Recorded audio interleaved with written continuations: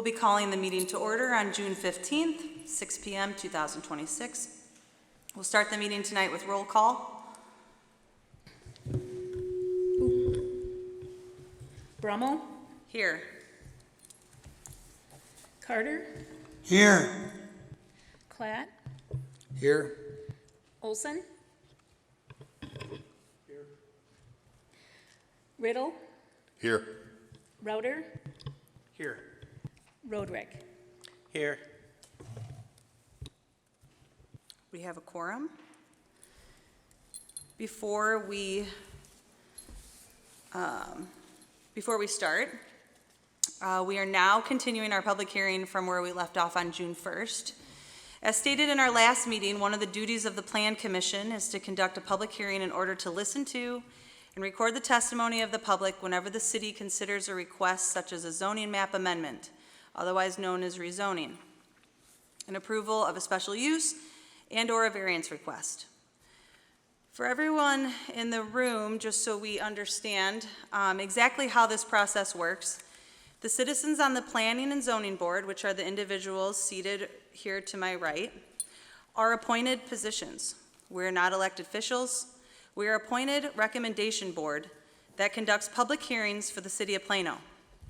Once we've conducted this public hearing and these series of meetings of this subject, we will then make a recommendation to the City of Plano Council, which is comprised of elected aldermen and a mayor. They will have the final vote for or against the petitioner's request regarding this public hearing. I wanted to read that so that we were all aware of how the process works and the series of meetings that will be following after this.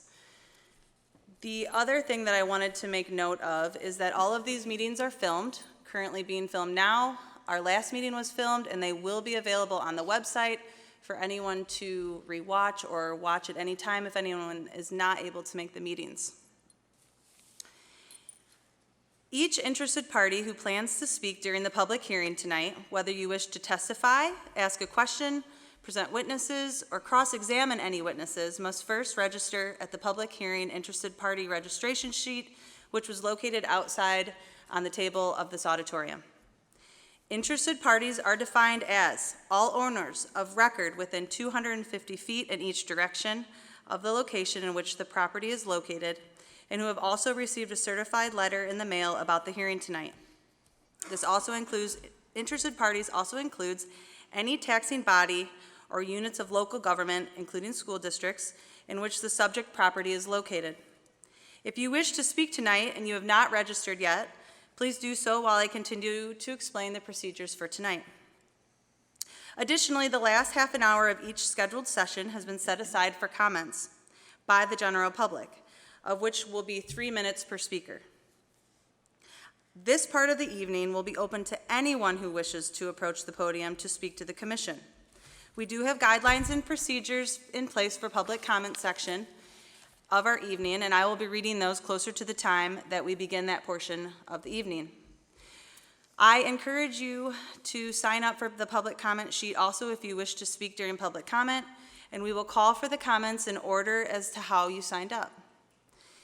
This is the order that we will follow with the public hearings. The petitioner, Plano Skies, will initially provide their proposal tonight, after which they'll present their proposal in detail, describing it through various witnesses that they have brought, written items, and reports. After each presentation by the petitioner, Plano Skies, or their experts, the commission members to my right may ask questions to the petitioner and the city staff and consultants with regard to their project. Cross-examination of Plano Skies and its witnesses may then be conducted by the interested parties that have signed up on the interested party sheet out in the walkway. Upon completion of the petitioner's full proposal, the commission will then hear testimony of the interested parties, both for and against the petition. They will be able to come up and speak based on those on the interested party registration sheet. Following a testimony by interested parties, the petitioner, Plano Skies, and the commission may ask questions of those interested parties who are speaking. Upon completion of the evidence by interested parties, the petitioner may provide a rebuttal to any testimony in opposition, subject again to cross-examination by the interested parties, and so on. When there is no more testimony, the hearing will be closed, and the commission, later, during this meeting or at a future meeting, will then take its vote and make its recommendation in writing to the City Council. If the issue is not voted on tonight, we will be making a motion at the end of this to continue the public hearing for a future date, and so on, and keep having meetings until we get through the petitioner's presentation. In order to speak during the hearing as an interested party, I ask that your name, address, and signature must appear on the interested party registration sheet.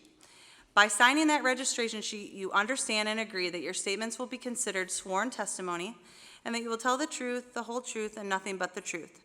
Therefore, we won't be needing to swear you in. Please be concise in your testimony. If your point has already been made during the hearing, it is not necessary for you to repeat it. And each item addressed and each point made is recorded and considered by the commission to make its findings and recommendation. When it's your turn to testify, please approach the front aisle and speak directly into the microphone so that you may be heard. There are 2 microphones located on each aisle. State your name, spelling your last name for the reporter, and indicate if you are representing an entity, and please give your address. If you speak after your initial testimony, please give your name again for the record so we can keep track of it. After the conclusion of testimony, the commissioners will be asked to consider whether they've heard adequate testimony in order to make a decision. If they have, the public hearing will then be closed, and as a commission, we will move forward with action. Once the public hearing is closed, the city staff and consultants will offer their comments based on testimony presented at the hearing and considering the comments of all the entities such as local government, and the commission shall then proceed to vote on the items presented by the petitioner, Plano Skies.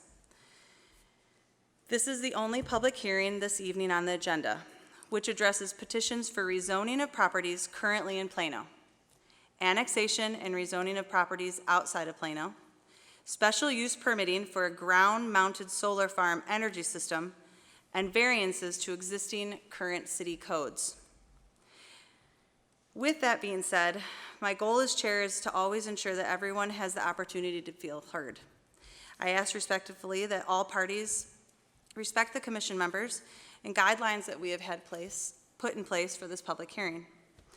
I do not want to see any disrespectful behavior, and you will be asked to leave if necessary.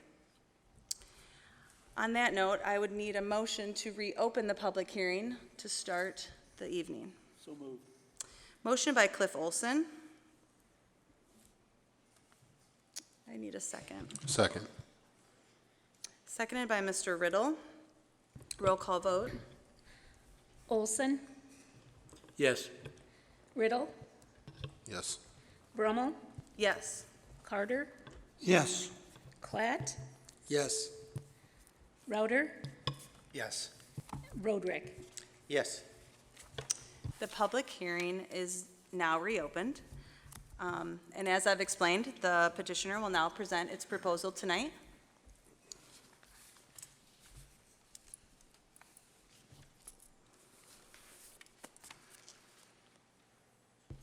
All right. Hello, everybody. My name is Anna Chalupa with Plano Skies Solar Project. Thank you for coming out. For those of you that it's your first time, thanks for being here. Those of us who are back for a second time, thanks for coming back. We appreciate you guys always for being part of this process. And of course, want to give a shout out to the school again for allowing us to use this auditorium and host our public hearing here to allow everybody to have space and be present. So tonight we will be beginning our presentation with a presentation by Mike Ivey about engineering and construction. Before we get on to that, I do want to revisit the housekeeping here. So I visited this last time, but for those of you who this is your first time, again, we expect these hearings to last multiple nights, again, as we're on night number 2, and We did have a change in our topic orders. I want to call that out. So tonight we'll be planning on presenting on engineering studies and construction and site plan review as planned. And then we will move on to decommissioning. And those will be the topics that we cover tonight. If you scan this QR code, this will take you to our website. This will have the presentations from the previous nights on there, and then we'll also have the topic list that we will update. It is updated from the last hearing and will be updated again after this one to address exactly what topics we'll be covering each night. So without further ado, I want to pass it over to Mike to kick off our presentation. And Mr. Ivy, if I could place you under oath, please, can you raise your right hand? Do you solemnly swear or affirm that the testimony that you're about to give will be the truth, the whole truth, and nothing but the truth? I do. Thank you. Can you please state and spell your name for the record? My name is Mike Ivy, M-I-K-E, last name I-V-Y. Thank you. Welcome. All right. Thanks, Anna, for that introduction. And another welcome in everyone, and thanks for being here tonight. As Anna mentioned, my name is Mike Ivy. I'm a professional engineer. I've been studying engineering and been a professional engineer now for 11 years. I've been in the solar development and construction industry for just over 15 years. I'm one of our civil managers here at Savion and the development engineer for Plano Skies. Before I get started, I just want to mention there's going to be a lot of information here in these slides, and we picked topics that felt very relevant to discuss with the community. But if you don't see a question or you don't get an answer, a question answered, please let us know. Please stand up and talk. Please submit. We want to do our best to try to answer those questions for you. So to get started tonight, the first I want to review is our engineering studies. These are studies that we submitted and completed and put into the application. These studies help guide us to the layout that we have today. Before submitting a project like this for permitting, we complete a series of engineering studies to understand the site, help guide the design, and make sure the design is safe, compliant, and minimizes impact to the surrounding community. What these studies do is they help us answer 3 questions. Is the site suitable for development? Can we design the project to meet local requirements? And will the project operate safely long term? These studies you see here that I'm going to go over tonight have helped us inform us to make decisions early so that we can design solutions to make sure the site operates safely once built.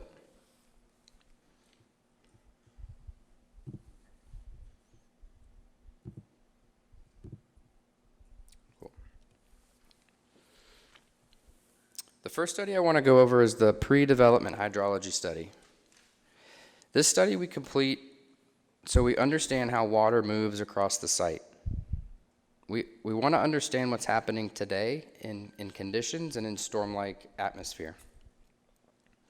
The study looks at rainfall, drainage patterns, and flow paths to understand and give us results for localized flooding, so depth of water, flow velocity or water velocity, how fast that water is moving across the site, and scour, also known as soil erosion. We take that velocity and with the soil types that are out there, we can understand how much soil is moving around. We do this to better understand what's happening on site as well as to the adjacent land off of site.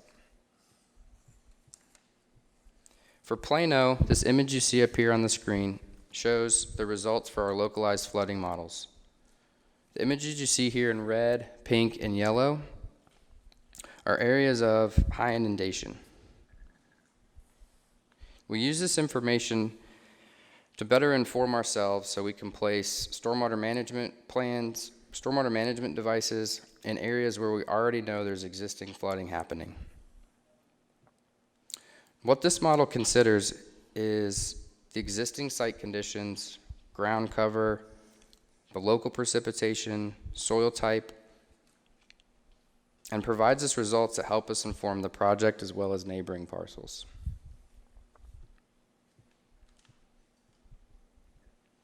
Once the site plan is finalized and put into the stormwater pollution prevention plan, we'll have a post-construction model.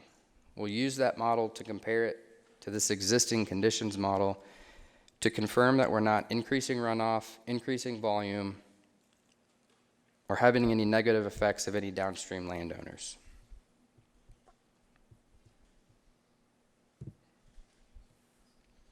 Another study that we complete for this project was our geotechnical investigation.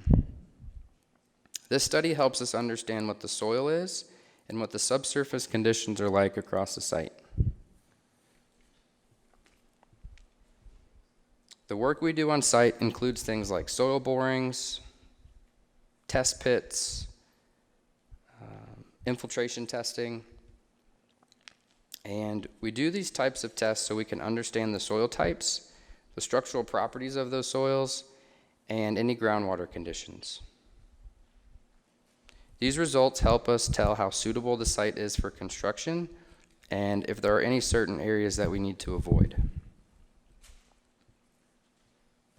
Based on the geotech investigation that we completed out here, there are no conditions of significant concern for this project.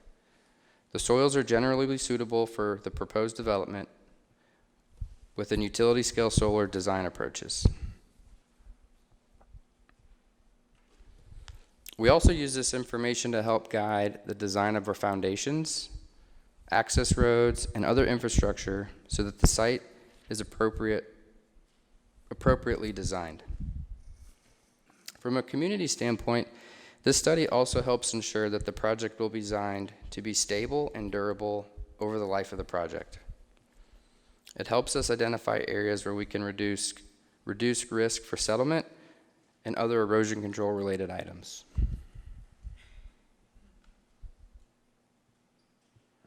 Overall, this report allows us to design the site to be safe while working with the existing soils that we have out on site.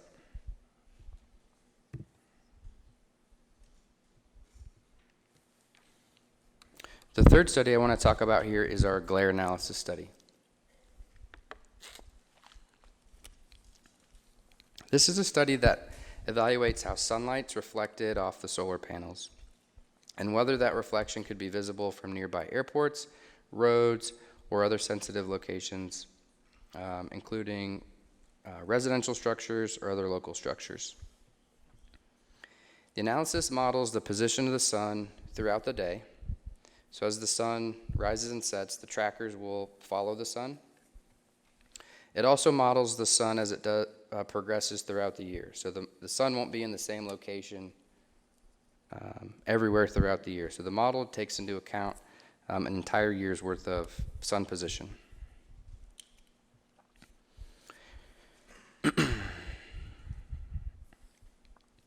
We use this model to help identify if any glare is occurring, as well as the intensity of the glare.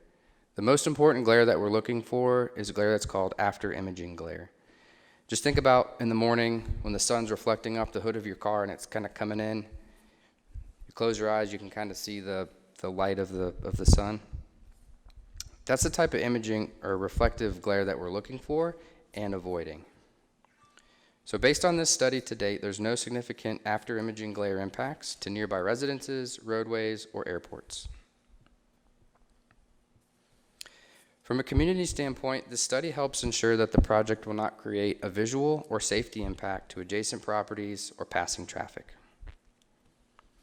In addition, our panels will be coated with an anti-reflective coating that helps further reduce glare and perform as intended. Overall, this glare analysis confirms that the project can operate without negatively impacting the nearby neighbors.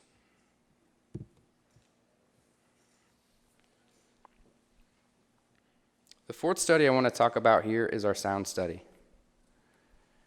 The sound study evaluates the potential noise generated by our equipment that's going to be on site, particularly inverters and our MPT, or a major power transformer, which is down at the substation.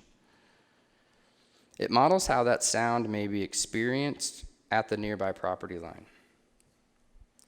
The analysis models the expected sound levels of this equipment, as well as where it's placed on site, and using the additional surrounding conditions to incorporate into that model. Based on this study, there's no significant noise impacts that are identified at the adjacent property line. To further explain, I want to just share that the maximum sound level that will be produced at the project boundary is 46 decibels. So what does that mean? So if you can see the chart here at the top, 40 decibels is about the average noise that you'd have inside your house for like background noise from appliances and other things of that nature. To further enhance that, your standard dishwasher operates at about 45 decibels. So we use this information during the design process to help orient the inverters and locate all of the items on site so that we are in compliance with the noise standards. From a community's perspective, the study helps ensure that the project will operate without creating a nuisance or disruption nearby.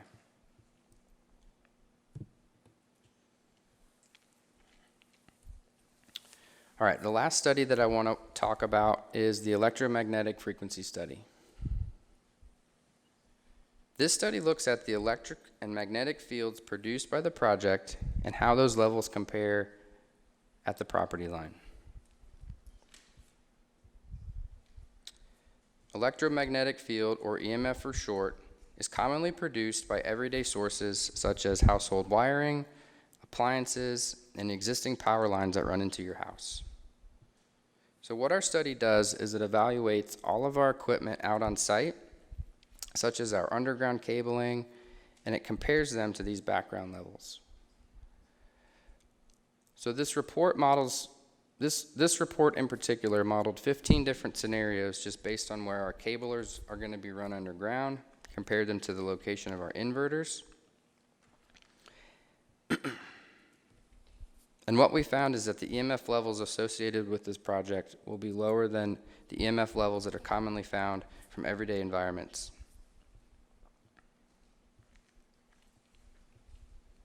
We use this information to guide our design, route our electrical infrastructure, and ensure that the EMF levels will remain low. From a community standpoint, this study helps confirm the project will operate in a way that is consistent with normal everyday EMF exposure and will not pose a concern at adjacent homes or property boundaries. Together, these studies help guide our design from start to where we are today. They allow us to refine the layout, address potential inconsistencies early, and ensure that the project will meet the national and local code. These studies allow us to bring forward a project like this that we know is both technically sound and aligned with the local government.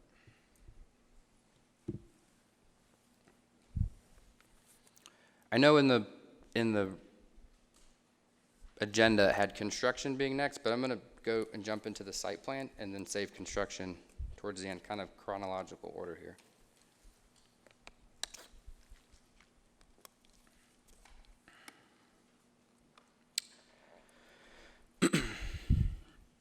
All right, so this is the current site plan for Plano Skies. This map shows the overall layout of the project and how the different components fit together. Plano Skies is a 250 megawatt project designed to generate clean energy at the utility scale. What's important to highlight here is this layout is not random. It's the result of all of the engineering studies that we have completed and just discussed. We've carefully used these studies, placed equipment, and adjusted the layout to work within the existing site conditions, environmental constraints, and required setbacks.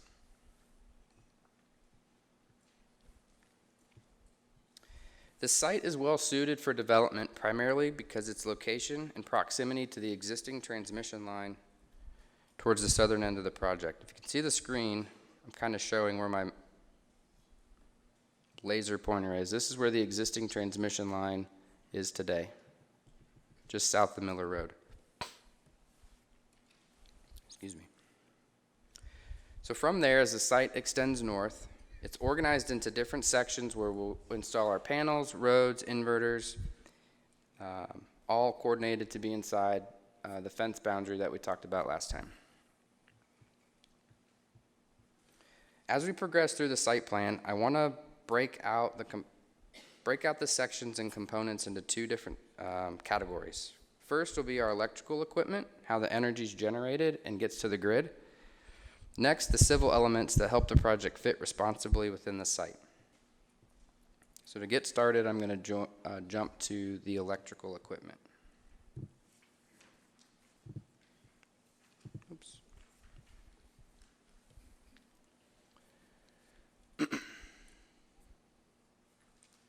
I changed the map a little bit just to make it a little more clear. That first map is very busy, so I froze a bunch of layers and kind of pulled out a lot of items here that we can see a little more clearly.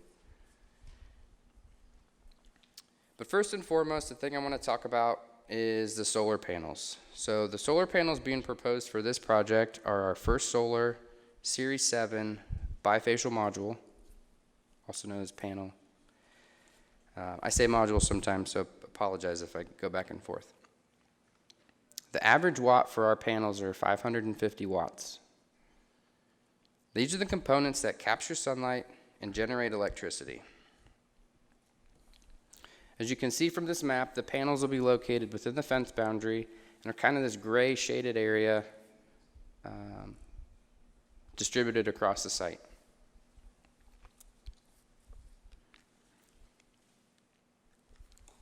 It's hard to see here, but the panels are arranged running north and south, which allows the trackers to track the sun as it moves east to west. But in addition, they're aligned to follow the natural contours of the land, rather than forcing any major grading changes with on-site.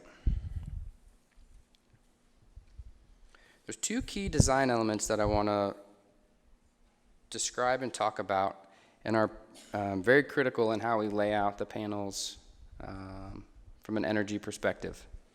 So the first is called pitch. Pitch is the spacing between the rows. Proper spacing allows sunlight to reach each row effectively and reduce the amount of what we call inner row shading. So rows shading other rows. It reduces the efficiency of the project. The pitch for Plano is going to be 18 feet.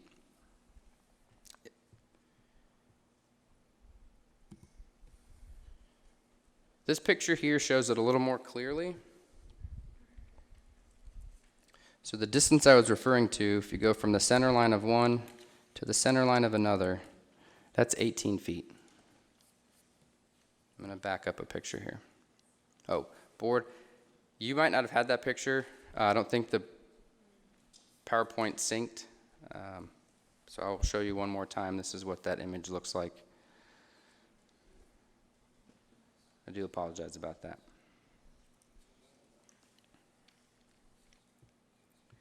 The next design element I want to talk about is called the ground cover ratio. This reflects how much of the site is covered by panel versus how much open space there is.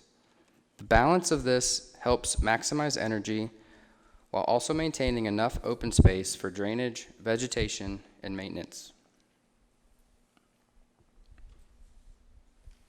By carefully setting the pitch and the GCR, we're able to optimize energy production while also working with the site's natural conditions and drainage patterns. Once this energy is collected from the solar panels and generated, it needs a place to be collected. That's where our inverters come into play. Inverters are the components that take the electricity generated from the panels and convert it to a usable form that we can put on the grid. The inverters are located throughout the site, distributed evenly. You can see from this map, they're the white squares kind of spread towards the inner parts of each of the fence lines. I have a laser pointer, I forgot. They're these white squares here.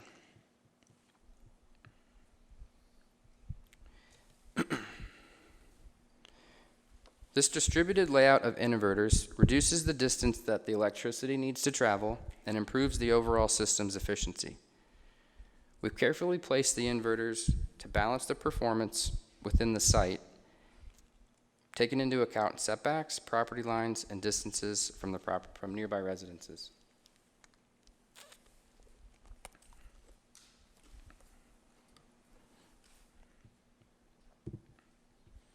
This equipment is designed to operate quietly, and through the completion of our sound study, we've confirmed that the noise levels are under the city's ordinance at the project boundary and remain within the typical limits. By combining the efficient electrical design with the thoughtful placement, we're able to safely and efficiently convert the energy produced on site while minimizing impact. From there, the electricity is collected and then routed to the project substation, where the voltage is increased to be able to get on the grid. At the substation, we have our major power transformer, or MPT. This is the point where all the energy from the project comes together. As you can see from this map, the project substation is located to the south in this orange square here. For proximity, that square is about 0.8 acres, just under an acre. Next to it is the blue square, and that's the POI switching station.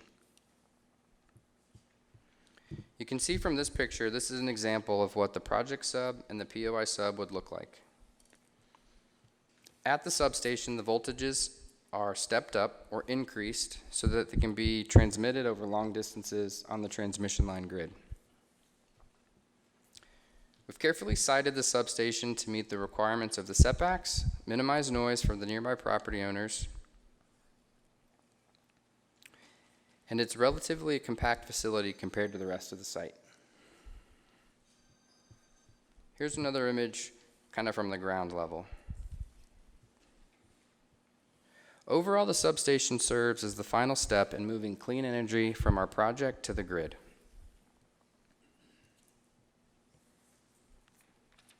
So speaking about the electrical system, most of our cabling and the ways that we're going to get energy to the substation is going to be underground.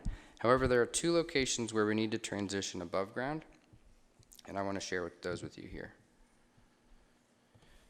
So from this map, you can see in these green circles, these are going to be two locations where we have to transition the electric cables from underground to overhead. These two locations are going to be over Galena Road to the north, and then Sears Road kind of in the middle here. These overhead crossings will be designed to safely carry the electrical lines above ground while meeting all the local clearing distances to go over the road and the existing distribution line. So this is an image currently of Galena Road looking northwest. And this next image is going to be a picture of what the proposed overhead crossing would look like. It's going to be similar infrastructure to the distribution line that's running parallel to the road, wooden poles. However, it does need to go up and over that distribution line, so it's going to be taller to meet the safety clearances. Now that I've covered all how the project generates and moves electricity, I want to shift to the civil design and how the site itself is planned and managed.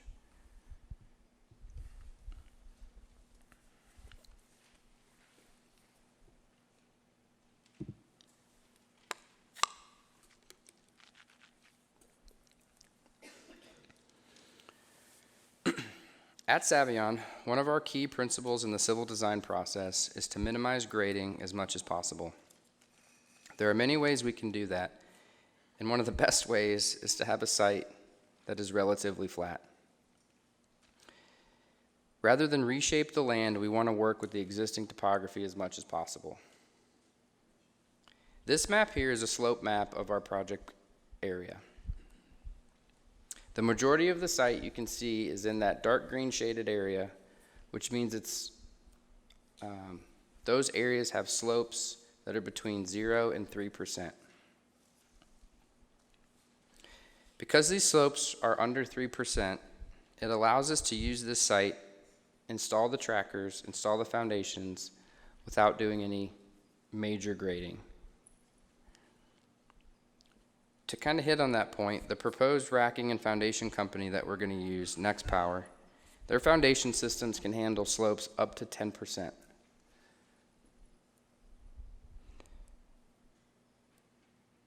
Because we can use this foundation system, it helps reduce the disturbance, preserve the natural drainage patterns, the natural vegetation, and helps maintain the character of the site. During the civil design process and construction process, we also take steps to keeping things organized and contained in certain areas. So as part of the construction process, it's essential to create areas and space for delivery. Trucks need room to pull in, get off the road, have a safe place to park, and unload their equipment.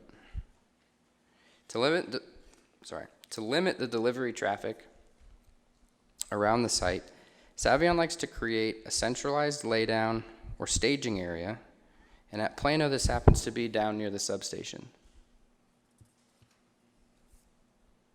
You can see from this map, all these yellow dots are proposed laydown and staging areas. Having these not only limits delivery trucks going around the site, it gives drivers a single point of access that stays consistent throughout construction. In addition to our primary laydown or staging area, it's essential to have these spots scattered throughout the site for the same reason. Get off the road, be able to park, use equipment in a safe way. It also provides an area for gathering in the event of emergency.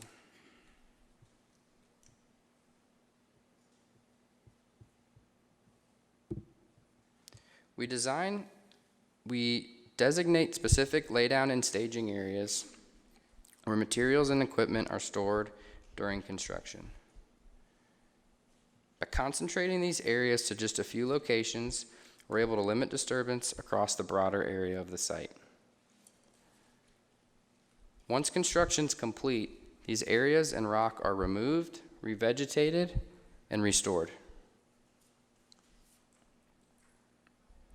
Another important part of the civil design is how we manage stormwater runoff.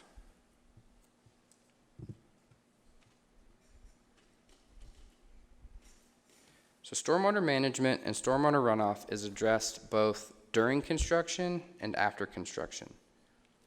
We consider construction stormwater management temporary. They use things like sediment basins, silt vents, and help control runoff and control any kind of sediment from leaving the site. Permanent stormwater features are installed after construction, or some of the temporary items are converted. Things like basins or different drainage features that are designed for long-term operation. These can help control peak, volume, and address water quality. You can see from this map here the locations of our currently proposed stormwater detention ponds, located and highlighted in this blue or teal square.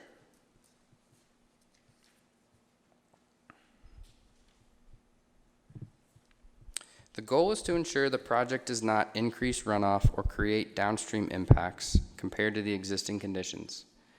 One of the main reasons why we create that existing conditions hydrology report, so we know of areas of high flow, high inundation, and we can address those from the beginning. The current design follows the City of Plano Stormwater Management Plan. All right, last but not least, I want to talk about our setbacks and our design buffers that have helped shape the project. Setbacks have been built into this project from the very beginning.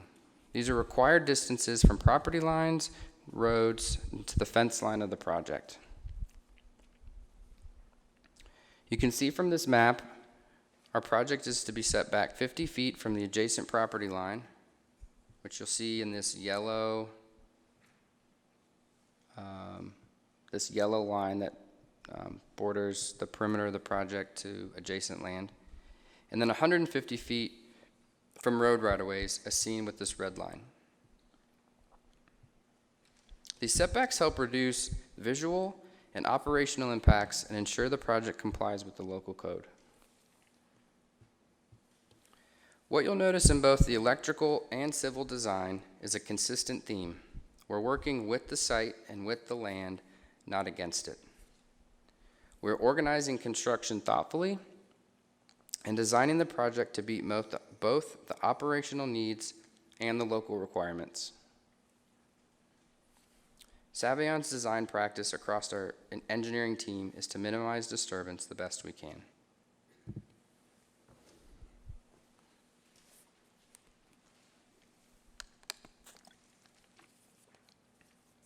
All right, the final section I want to cover here is construction.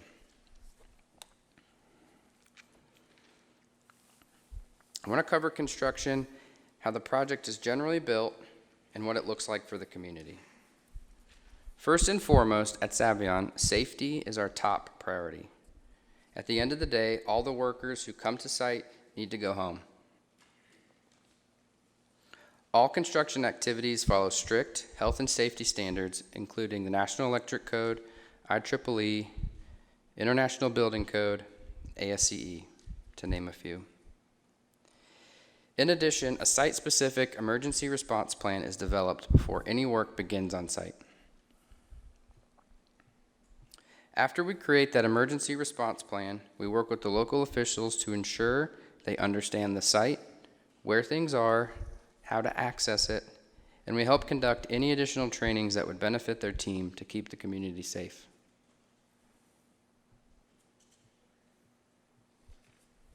Savion also approaches construction in the way that is respectful to the surrounding landowners by organizing dedicated work areas, limiting unnecessary disturbance, clearly defining our access routes ahead of delivery, and working within the hours set forth by the city. Construction for this project size, on average, would take about 15 months.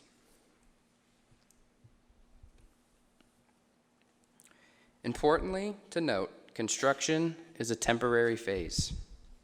However, it represents a significant opportunity for the community, especially for local union workers and businesses. This project is expected to support hundreds of well-paying jobs created during peak activity. With that in mind, I now want to walk through kind of a general process and timeline of construction, starting with how we prepare the site.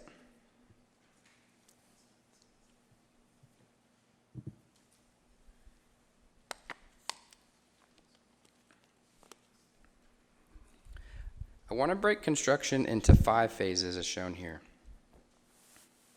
The first phase focuses on preparing the land and putting protections in place before any major work begins.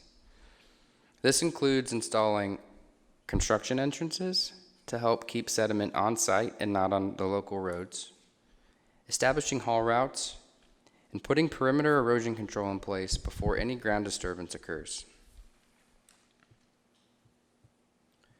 Keep in mind, all this work is governed by permitting requirements in our stormwater management plan. In addition, Savion's approach to site prep and protection includes an additional step which we like to pre-seed and stabilize the site before we start construction. This helps reduce any soil exposure and limits erosion risk throughout the construction life. This phase of construction can range between 1 to 2 months depending on weather and number of people out there. After those protections are in place, we move into the civil work.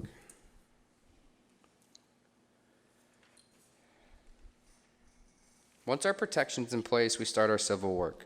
Civil work includes things like gravel access roads, installing our perimeter fence around the project, perform limited grading around our inverters and substations as needed.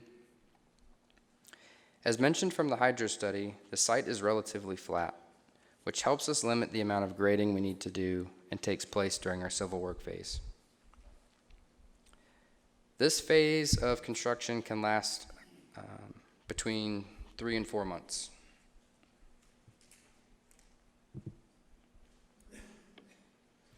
After civil work is done, our steel piles are driven into the ground, which helps support the racking system and our inverters. As the piles are completed in certain sections, additional work can begin behind them to help keep construction moving, which includes the installation of our racking. The pile driving method for the foundations optimizes our foundation installation process. It minimizes excavation and avoids using large concrete foundations across the site. This phase of the project can last and range between 6 and 9 months. Once these foundations and structures are in place, we move on to our equipment installation. The final part of our installation process comes next, which is to install all the electrical equipment. This includes trenching for our underground cables, installation of solar panels onto the foundations, and placing all of our inverters and transformer at the substation. Much of this equipment is prefabbed off-site and delivered, which helps reduce construction timeline and on-site impacts. Again, this phase can last about 6 to 9 months. As this construction process completes, we move into the final testing and restoration of our site. In this final phase, after everything's put together, the system is tested and commissioned.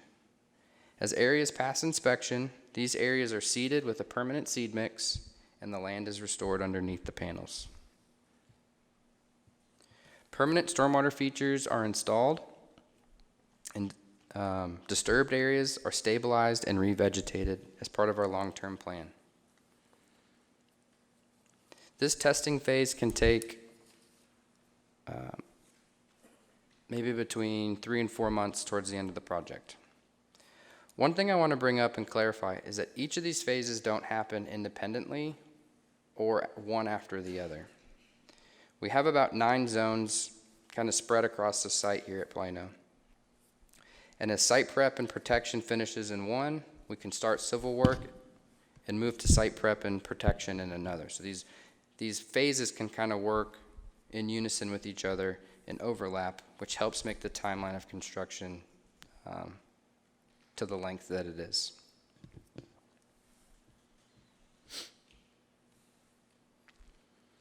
Again, while construction is temporary, it brings meaningful local benefits. It provides opportunity for local union contractors and skilled laborers, businesses, supports hundreds of jobs, and additional economic activity to the region during construction. Overall, construction is carefully planned, phased, from the site prep to the restoration. We prioritize safety, environmental protection, and community awareness. Thank you.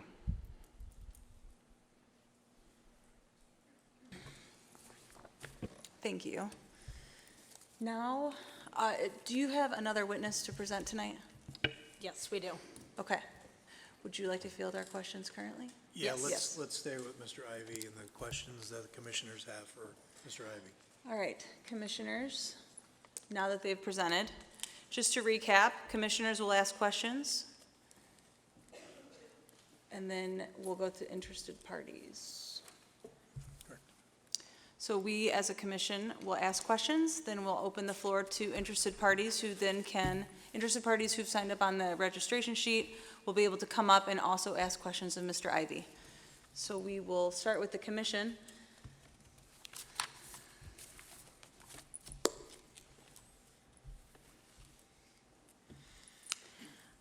I had one question about when you put in the steel piles and the pile driver, did you do a sound study for that, how loud that is? And you said it took 6 months or something? We did not do a construction sound study for the pile driver. No, our sound study was for the operational part of the project. Is there do you know how loud it is? Sure, so the pile driver machines, in terms of decibel level, are right around 110. So there will be safety hearing equipment that the construction workers will wear that are using the machine and are spotting the machine. The sound dissipates quickly within 100 to 150 feet. And by the time it gets to the property line, they're don't know the exact decibel level, but doesn't need special hearing protection at that phase. It's just done during the day, so it's not done at night? Correct. So.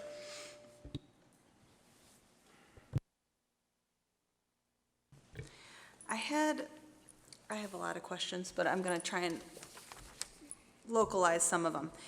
To refer to the, I think you call them ponds, and from my review of this, I see 12 for retention water, 12 ponds. What are the size, depth of those retention ponds? And why 12? Sure. The map, right, so the sizes vary just based on the drainage area in which coming to those particular areas. It's not represented on this map, it is in the site plan. The size of the pond from a volume perspective and the depth, minimum 4 feet. So it allows for water with sediment to get in, it to sit there and the sediment to settle out, and then the cleaner water on top can leave the pond. So they're a variable size. Again, they're based on the drainage area that's coming there. They're also positioned in low points across the site where water's already concentrating naturally. So this is where we know water's going to go and where we want water to collect. Are there any long-term effects of collecting that large amount of water compared to what's currently there for creek flow, water flow that's already natural to the habitat, putting 12 ponds? Long-term effects of water progression while ponding it? Sure, up? great question. So the requirement is to drain the pond once they're filled with water. The code's to drain it within 72 hours. So part of the water ponding and allows enough time for the sediment to settle, but then it's also released back to the original drainage pattern. So it's not a permanent ponding or retention of water, it's temporary. It's seeping out one side of it or towards the bottom? So Back there'll into be the groundwater, or how does? some will be infiltration. Most of it will be through a skimmer. So there's a riser structure and skimmer that's designed to draw down the water from the top and release it slowly back to the original drainage area. And why 12? Why not just let the water naturally progress how it has if it's, why are we manipulating the water, shall I say? Because it's. So what we're doing is not manipulating the water, but so during construction, if there's water that's flowing from our project site to off-site, it's likely to have sediment in it that's picked up. And so what we're doing is we're protecting downstream rivers, wetlands, property owners from receiving that dirty water. And so after construction's complete, those will be removed. So those 12 ponds are just for construction only? Correct. The natural water progression would, okay. That's what I wondered.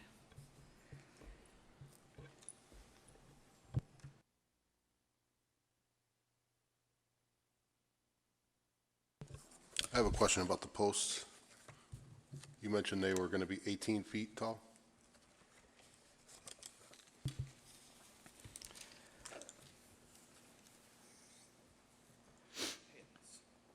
The piles that are being driven into the ground, the foundations of the array. Yeah, I thought you said that something to do with the shading from one Sure. panel to the next, in order to avoid shading, that they had to be 18 feet tall. Gotcha. 18 feet separated horizontally is the 18 feet separated. correct. What was the height? The height will be, so they'll track the sun, so in the morning they'll be at the highest, and in the sunset they'll be at the highest as they track, and they'll be 13 feet tall at the maximum tilt angle. That's the panel itself? Correct. And what's the dimensions of the panel? The panels are 7.5 feet by 3.5 feet. Thank you.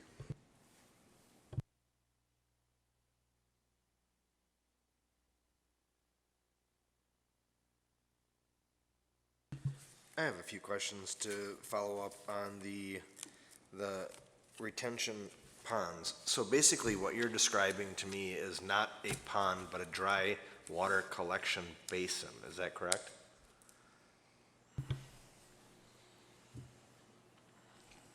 So for construction stormwater, they're labeled as sediment ponds. So at times they will be dry and at times they will have water in them. And another question, you mentioned EMF levels, specifically examples of naturally occurring EMF levels. What are those naturally occurring EMF levels that you're speaking of that are similar to what your solar system will emit? Sure. So common appliances within a household, we could look at microwave or vacuum. So the numbers I have are 41 milligauss, the term for the magnetic field force or flux that's taking place. So the maximum level at Plano will be 21 milligauss at the edge of the right-of-way for the cabling. So as you progress farther away from that, it decreases. Okay, another question for you. We talked quite a bit about sound decibel levels and where that would be collected, be it at the panel, the inverters, and the substation.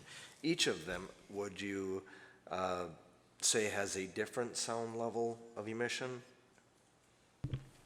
The inverters and the major power transformer at the substation, they do have different maximum sound levels. They're comparable within 2 or 3 decibels, but they are different. Okay, and you described the level of where it would be at the property end. What is the actual levels of these devices where they're currently at? Sure. So the maximum level for the inverter at the source is 91 decibels. The maximum decibel at the MPT at the source is 96 decibels. Is that a constant? It's constant during the day when the system's collecting energy, but at night they're less or there's no noise. There's no more energy being collected after the sun goes down. And so any workers that would have to work up close by these things during the day would have to wear hearing protection?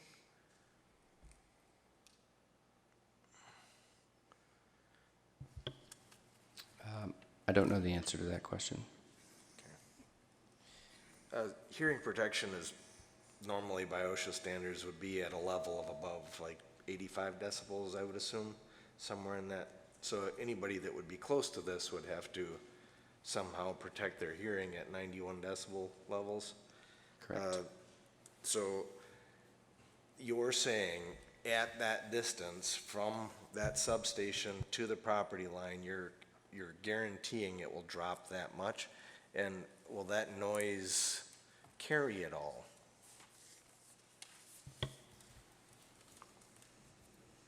I mean, at some point in time, we're gonna have homes that are gonna be developed towards that area. Sure. And that's definitely something that I wanna look out for and protect the homeowners in those areas. I wanna make sure that they're not having to listen to this loud humming noise.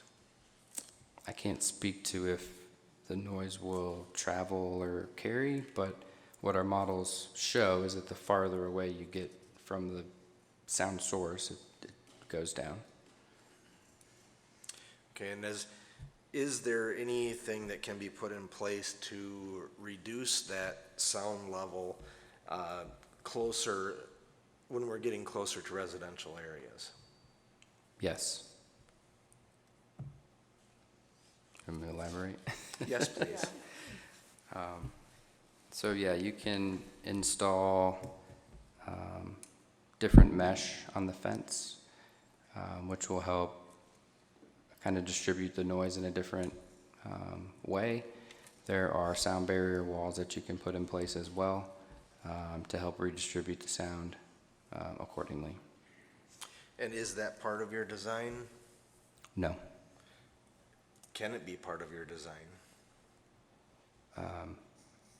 Our sound study showing that we meet the local ordinance code of the sound at the property boundary, so it's not being proposed for this project.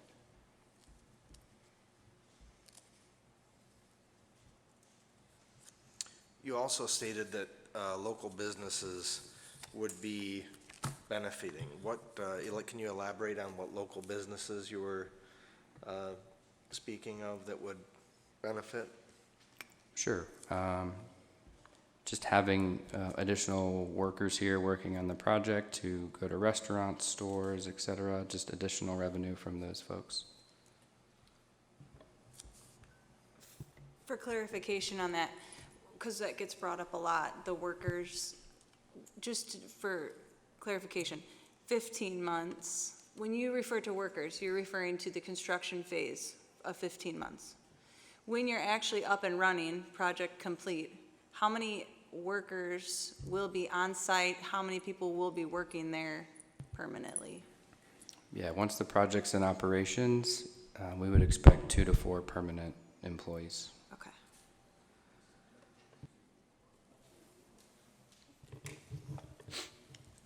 What about when you're driving the posts? How will you know that you've hit a field tile?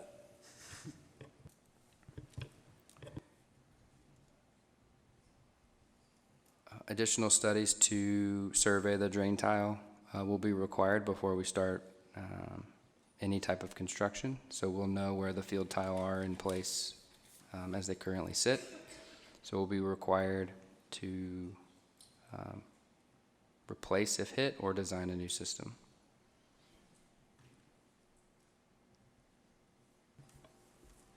EMF is a concern of mine. So could you elaborate? I know Mr. Router asked you, you said 41 milliwatts. Could you go in depth a little bit more on the EMF testing? I mean, it seems to a project of this size would produce an enormous amount of EMF.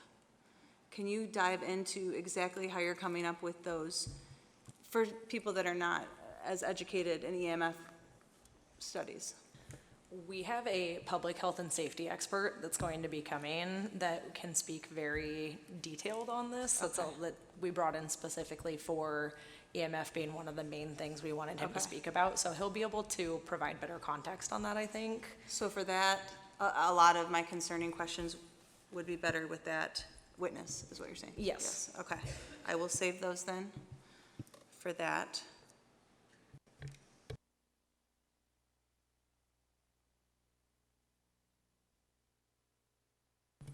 Another question. We're talking a lot about the panels and the anti-reflection and all of the testings. How often are these panels replaced? I feel like I'm, along with Mr. Router, always thinking long-term, 5, 10, 15, 20, 25 years. How often are these panels replaced? I'm sure it's based on technology, but what we're going through here, will that be changing? When will that be changing hypothetically or projected? The panels have a operational life of 35 years, so there's no intent to replace them for a newer type of technology of panel. If the panel breaks or isn't working anymore, then we buy an additional supply of these particular type of panels so that we can replace with the same wattage and type. Along with concerns of breaking and replacement, is that public safety as well?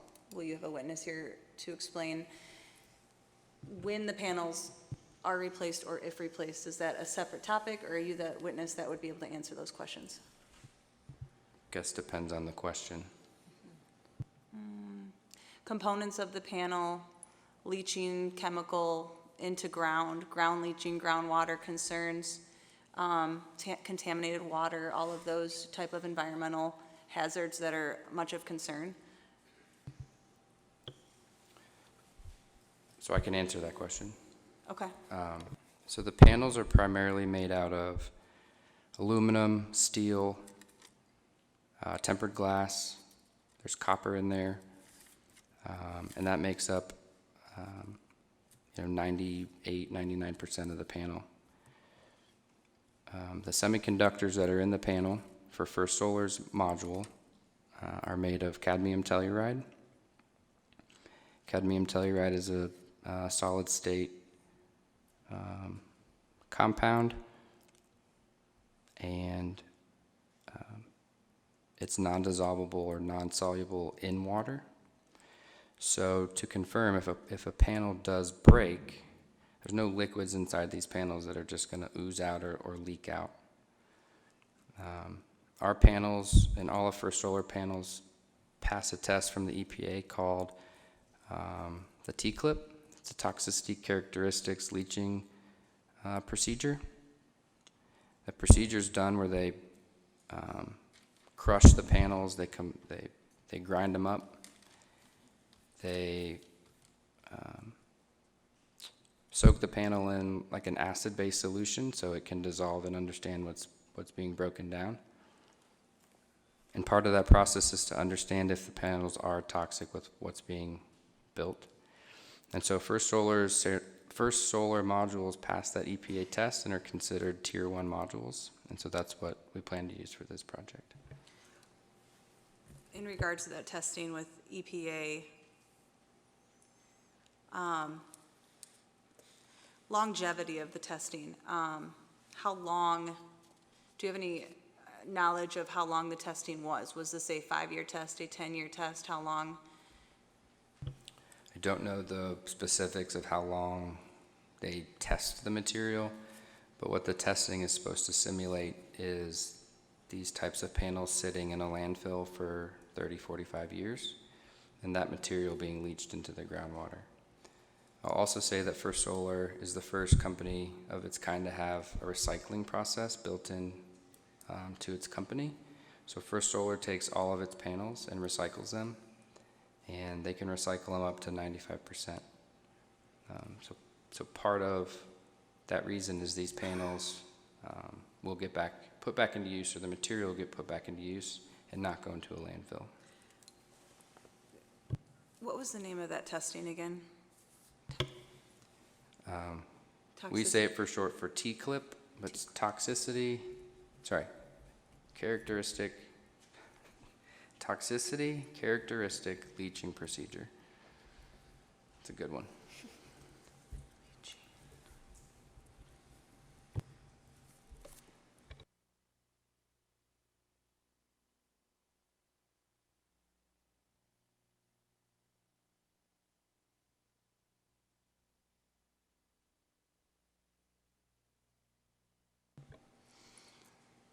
You also referred to there not being any glare to residential. Can you be more specific in that? How are you so confident that there'll be no glare? Other than the anti-glare front, is it the positioning of the panels? Is that how you're preventing that from residential or commuters? Sure. So glare happens when you have a low refraction angle. So think of it when the sun's low on the horizon. It's hitting the hood of a car at a low angle and coming in at a low angle. You can, I'm sure I've all been down the road when that's happened. If you think of the opposite, when the sun is high in the sky and it's just coming straight down on your car hood, that's a high refraction angle, and you don't get that same glare that you would experience in the morning or at night. So that, in addition to our panels will track the sun. We want our panels to be as perpendicular to the sun's rays as we can. The more sunlight we collect, the more efficient our panels, our system is. And so because of that high reflection angle, and using this software, which is called Forge Solar, it's a solar that's industry standard and approved by the FAA. We can confirm that we won't have that same kind of reflection off of our panels.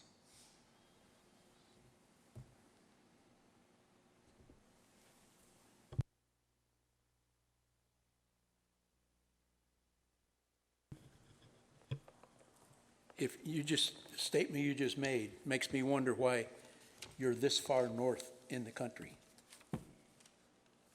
There's more sun south, more direct sun south.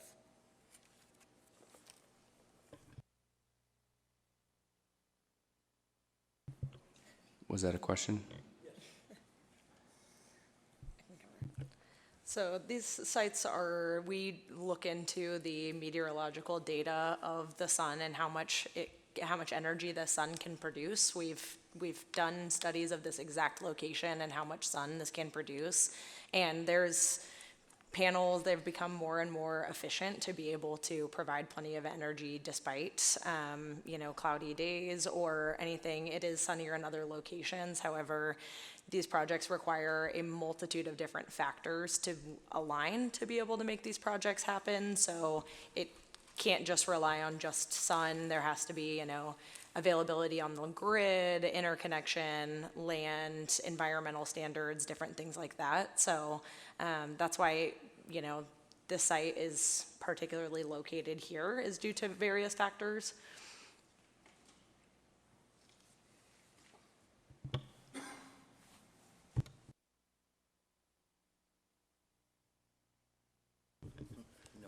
Are you purchasing or leasing the ground? We're leasing the ground.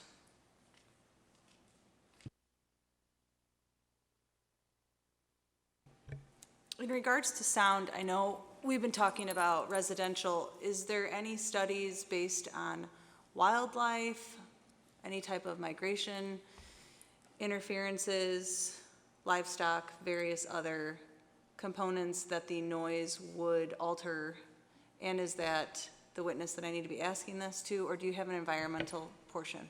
Yeah, Emma provided environmental during the last hearing a little bit and kind of covered some of the wildlife and environmental. She was unable to be here tonight, but we can address that during the next hearing when she's back. Yeah, it's just the concerns about noise, although residential, fine, it's meeting city code. I'd be interested more in environmental impacts of the noise. And then also, yeah, just a further in depth on the noise, but I can wait till she's here to the next meeting for my questions along with the EMF. Yeah, I think it'll be jointly her as well as public health and safety will be part of that as well.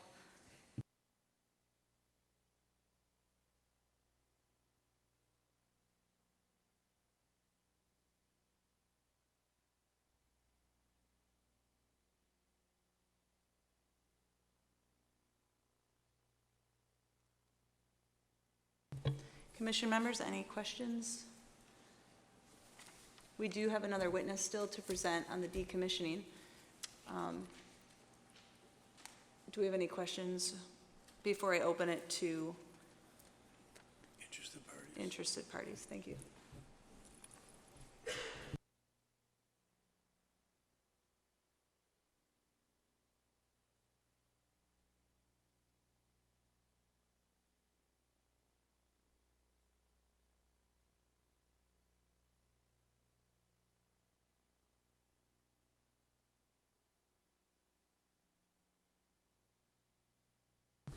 Also, Commission, if an interested party does bring up a topic that does spark a question, we also could ask at the end of the interested parties. So please take notes while interested parties are speaking.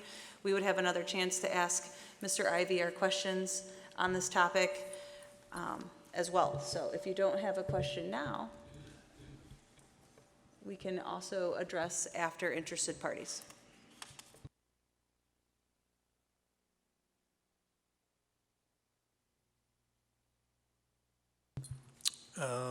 So we've got 4 individuals who have signed in on the interested party registration sheet.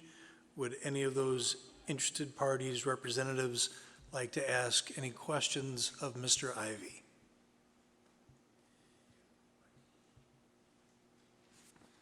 Come on down.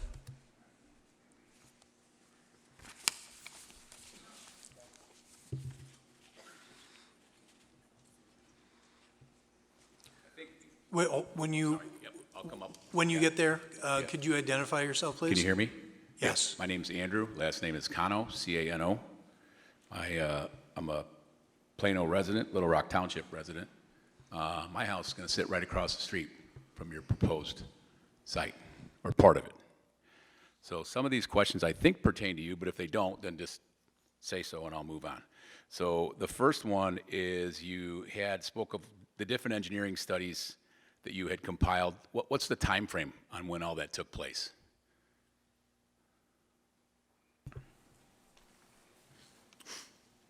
For each individual study or the proximity of all of them? So they have been done over the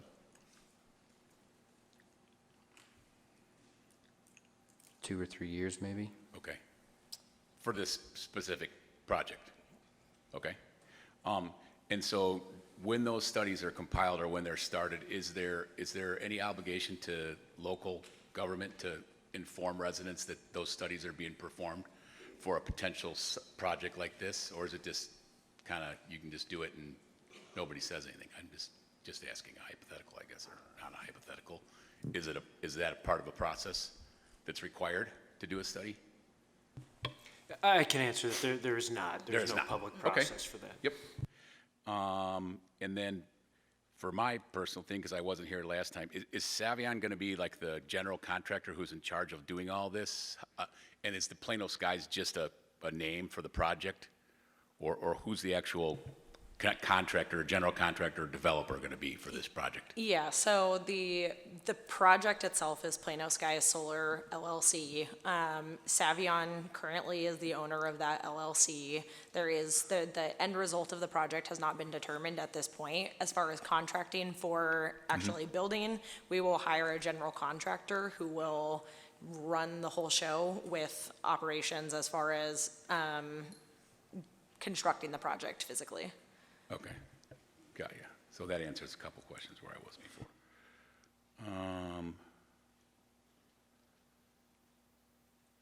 And then how many solar fields of this size have you completed? And how long has you been in business doing this? Yeah, so our oldest project was established in 2018.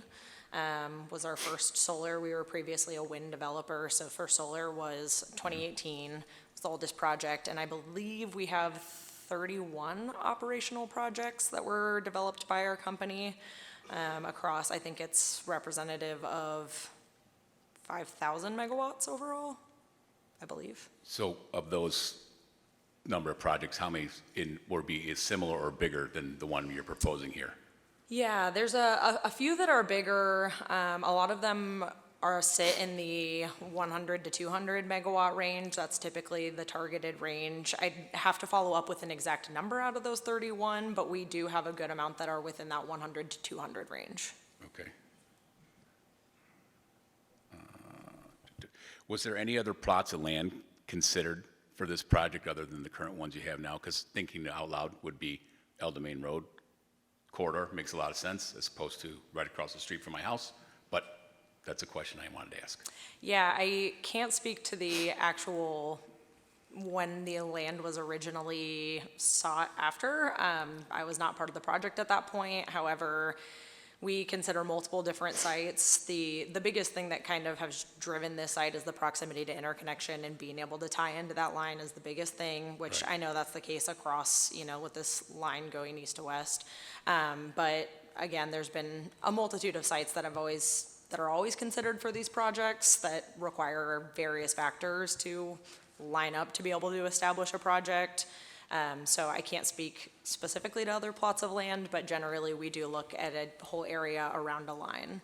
Okay, and then you spoke about natural vegetation, that you were gonna kind of try to keep that restored, but the natural vegetation that I'm used to the last 31 years is corn and beans, so what are you speaking to about natural vegetation when you say natural vegetation? Natural vegetation seeds for this particular area. So it'll be a managed vegetation of grass, pollinators, et cetera. And then there'll be consistent maintenance of that grass, because obviously it's gonna grow, it's gonna be cut, and all that stuff's gonna be properly Correct. maintained. Yep. Okay. That was it. The other question I had was a decommissioning question, so that can wait till that part, right? Thank you. Any other representative of an interested party have questions? Please approach. When you get to the microphone, could you state and spell your name, please? Yes. My name is Michael Burnett, B-U-R-N-E-T-T. I live on Sears Road. Couple of questions we want to establish first. Are you aware of the ordinance passed by Little Rock Township specifically prohibiting solar, commercial solar? We are aware of that, yes. Okay. And this one is to the board. Since our government is of the people, by the people, and for the people, since the people have spoken, could you please provide the constitutional framework for the jurisdiction for you to consider this project when the people have already denied it? So, Mr. Burnett, this portion of the public hearing would be for an interested party's cross-examination of the information that Mr. Ivy has presented this evening. Sure. So that the question is not relevant as to what Mr. Ivy has provided this evening. Did you have any more questions for Mr. Ivy? Okay. I do. Okay. So I'm currently working in some green energy areas, and a colleague of mine represents a major national solar company. And he said that developers, he did not mention Savion by name, but developers in general, come and develop these projects. They try to get through the permitting process. They do everything to get this approved. And prior to actual construction, they generally sell out to one of these big companies that have the contractors that do this work. And when I asked him very specifically, do any of the agreements as far as labor carry on with that contract? And he says, no, those are renegotiated upon the sale.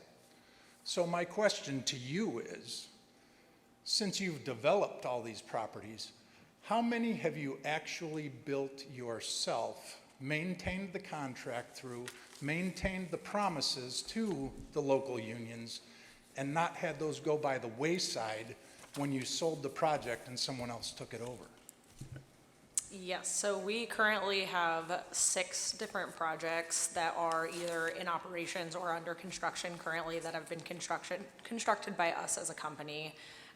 That's something we more recently started doing, so we're frequently producing more and more as we go. It's gotten bigger each year. But I do want to touch on the matter about contracts being moved along with the project.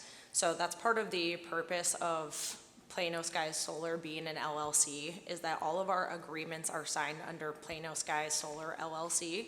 And if that LLC is sold, that lives with the land and lives with the project. In our case, we all of those agreements are going to be required to anybody that we would potentially sell this to. That's part of the SUP process as well. If we establish a special use permit on this property, it lives with the land and would not be something we could move away from the commitments that we've made within this permit application.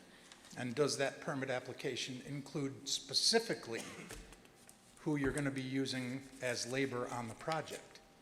Or is that agreement just with the village and within those ordinances? So the agreement with the labor unions is as Plano Skies Solar. It has not been submitted with the application because it wasn't a required piece to contemplate the application, but it is signed as Plano Skies Solar and will be applied to anybody that we were to sell the project to. They would be on the hook for all the same commitments. It puts our EPC contractor on the hook for certain commitments as well. So there is no avoiding that use of union labor. I'm glad to hear that. That's all. Thank you. Any other representatives from interested party? Yeah, please come on.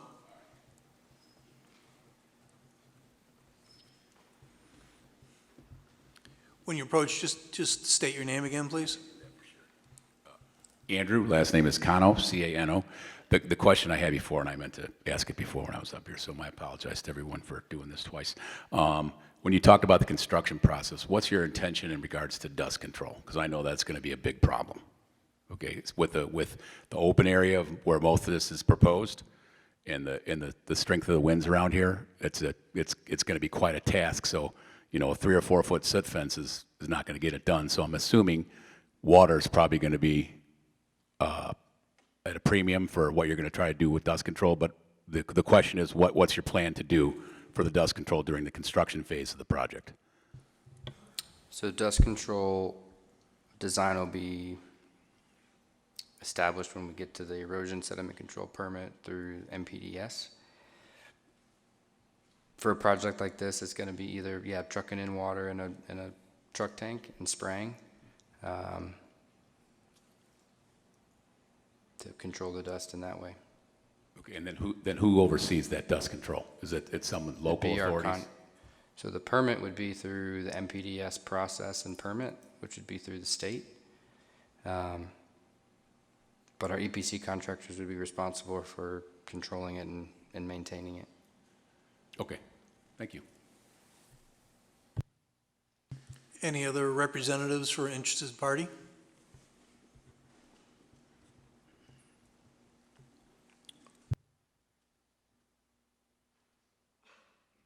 Oh, somebody's coming, okay. I want to get them. When you reach the microphone, can you identify yourself, please? Joshua McElroy, trustee, Little Rock Township, 611 West Main Street, Plano, Illinois. Thank you. It's McElroy.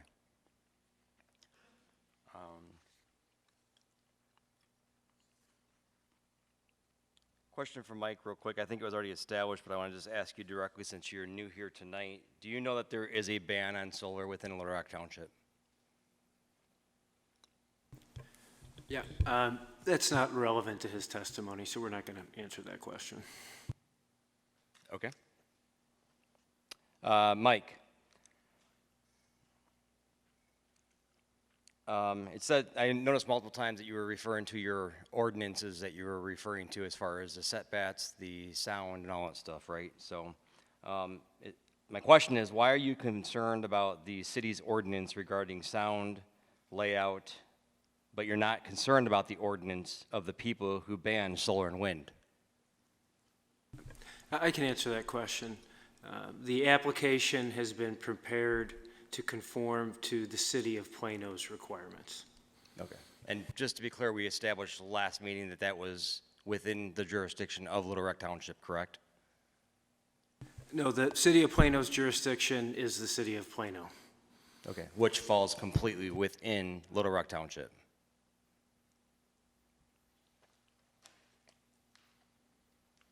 I think it was a question probably for Mike as well then. How much energy does each resident get from these solar panels? And how much of that cost savings is then passed along to each resident within the township? Yeah, I can take that. This energy is going into a broader regional grid. This is not going into the distribution grid that's going directly into people's houses. So this is going into the broader regional PJM grid. There's no direct cost savings with the production of the energy. However, solar is one of the cheapest forms of energy, and as it is being produced more, it generally can help taper off some of those rising energy costs because it is one of the cheapest produced forms of energy. Okay. Well, Mike also said that the residents of the city and the township would be receiving ongoing benefits from this project. If they're not receiving cost savings, if they're not receiving energy offsets, and they're only receiving 2 to 4 employees throughout the duration of this program, what are the residents receiving as a benefit?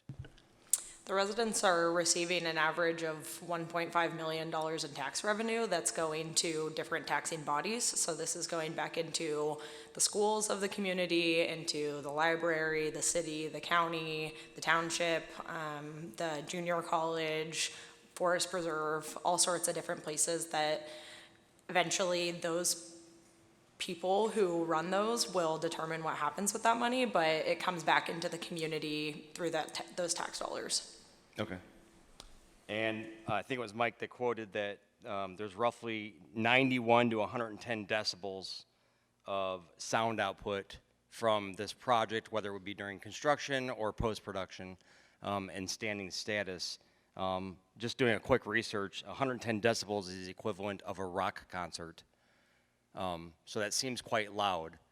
So I'm establishing that because one of the plan commissioners had stated about future development of homes in the area and the concerns for that.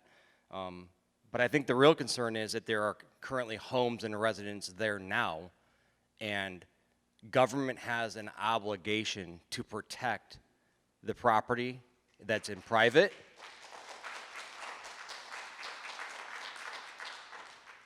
And that's actually why government was created specifically, to stand up for those protections. So whether it's one person who's being affected or it's 5,000 people that are being affected, we have an obligation as government to establish that protection and be loyal to the people who establish government for their well-being and not for corporations or LLCs that are moving into their peaceful environment that they get to choose as a peaceful environment. So I'm using your terminology as decibels and whatnot because that was in your witness statement there.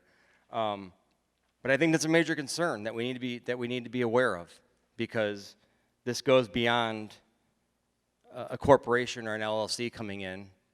It's quite the opposite, actually. It's that government officials, government servants, they have an obligation. They have a shall, which is not negotiable, that they shall uphold to posterity. Mr. Macarella, do you have any further questions for Mr. Ivy?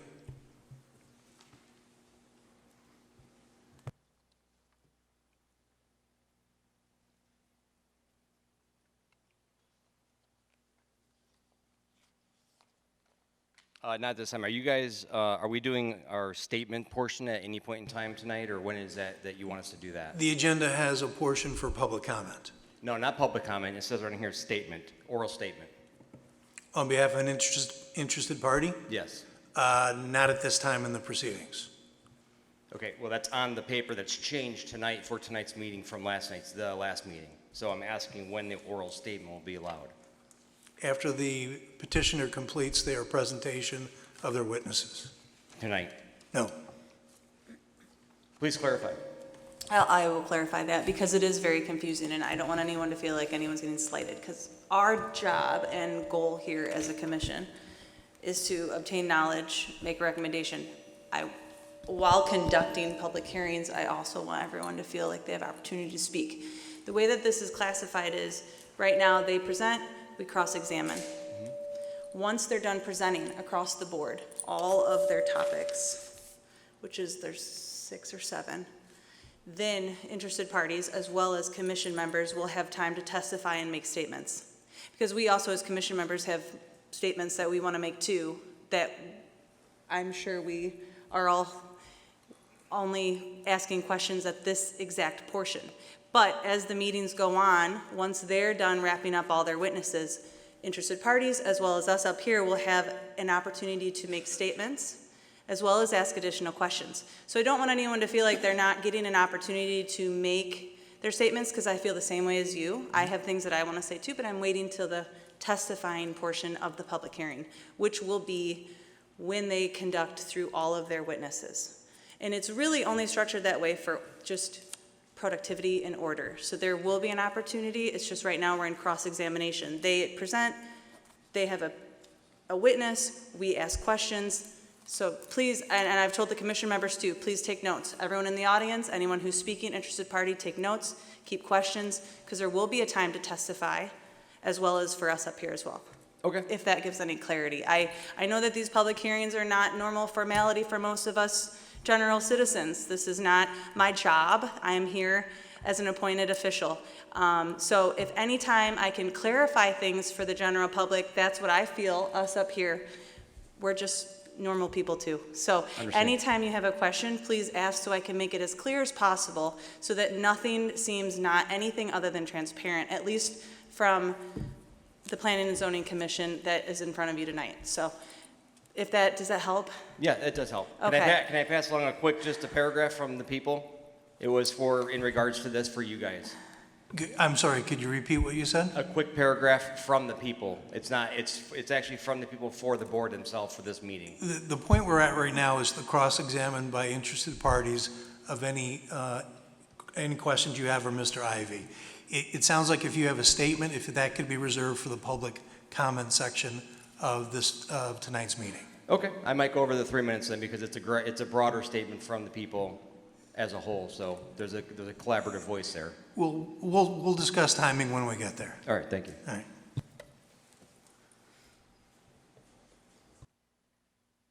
Any other interested parties that wish to speak during this portion, may I say cross-examine and speak during this portion? Could you identify yourself, please? Yeah, Eric Light, L-I-G-H-T. One of the questions, I did have some questions prepared. Mr. Light, if I can just inquire, are you an adjoining property owner of the project area? I am. Okay, thank you. Yep. They are not directed at Mr. Ivy. However, there is no way for us to bring these and know when to bring these questions to not be said, well, this is not something for Mr. Ivy, so we're not going to discuss it. We're not going to answer that question. What is a way that we can address that so that the people of the town know when these questions, interested parties know when we can bring these questions so that we're asking the proper people? Let's give you some discretion as to ask your questions, because I know the Savient team will either identify whether somebody sitting here tonight has the ability to answer the questions, not knowing what subject matter they may be about. Sure. Feel free to go ahead and ask your questions, and then we'll see if they've got the ability to respond. I also was noted to say that there will be some type of format as to, and I will get back to you on that, as to where you can send questions as well. Because even us as commission members don't know what witness can respond to our questions. So there will be a format which I will get to you before the end of the meeting as to where we can send questions, the public can send questions, and whether the commission asks or someone represents the public in these questions. Okay. Yeah, I do want, I'll ask the questions. I apologize because they are not concerning the topics covered this evening. So, but I think it's important that they come out. Question, Plano Skies. It is a for-profit project, correct? Yes. Okay, that's great. We have something in common. So many homeowners view their properties as an investment, correct? A lot of homeowners are going to be, affected by this. Myself, My mother-in-law lives next door to me. I have other relatives that live on the same road. So I've got a couple questions that are closely tied, and then just one additional one with some clarification on it. First one is, what are the steps being taken to ensure preservation of property values of not only those touching the project boundaries, but all those affected? And what steps are being taken to ensure the preservation of the same property's ability to stay as a viable and appealing option for future buyers of those properties to want to call those locations home? I don't see many areas around these projects or other commercial or industrial facilities as prime home locations. That's first. Yeah, I can address it high level. We do have an expert coming that will get into his whole study and how he does all of it, because I'm not the expert, but I can high level say, so part of controlling those property values and preserving property values, that's part of the reason that setbacks are in place and ordinances are in place, is to protect nearby residents, which we are following largely throughout the project. They're, outside of our couple of variances. So that's something that helps with that a lot. His overall findings during property value studies is that they have a very little to no impact on property values of residents nearby. Like I said, his methodology, I'm not going to get into that, but that is his overall findings of his studies that were provided in the application. Could you point out what are his credentials? Where is he from? Yes, you might know this better than I do, but. He's a licensed Illinois appraiser with probably 40-plus years of experience. His resume is included in the application materials that we filed with the city. Okay, that's great. The last one was kind of touched on already, but when will, in the previous meeting, when will Savion solidify its plans for retention or its intention to sell off the interest of the project and convey their intentions to the community? I see this as an important piece as it shows the commitment and interest of Savion to this community. Certainly, yeah. I can't say specifically for sure because it certainly depends on how things proceed from here, essentially, but I would say within the upcoming year, we would know what the future of the project's going to look like.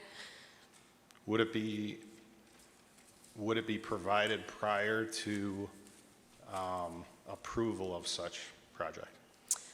Prior to the special use application, no, but it would be provided. We do have to provide notification to the city as far as if we were to decide to sell the project, if there's a change in ownership, that does have to be notified to the city, so they would be aware of it, and that would likely be done prior to building permit.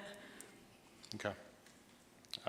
But not at a time where the zoning committee would be able to weigh that in as a factor? No, that's not a requirement of the application. Okay. All right. That's all I have. Thank you so much. Appreciate that.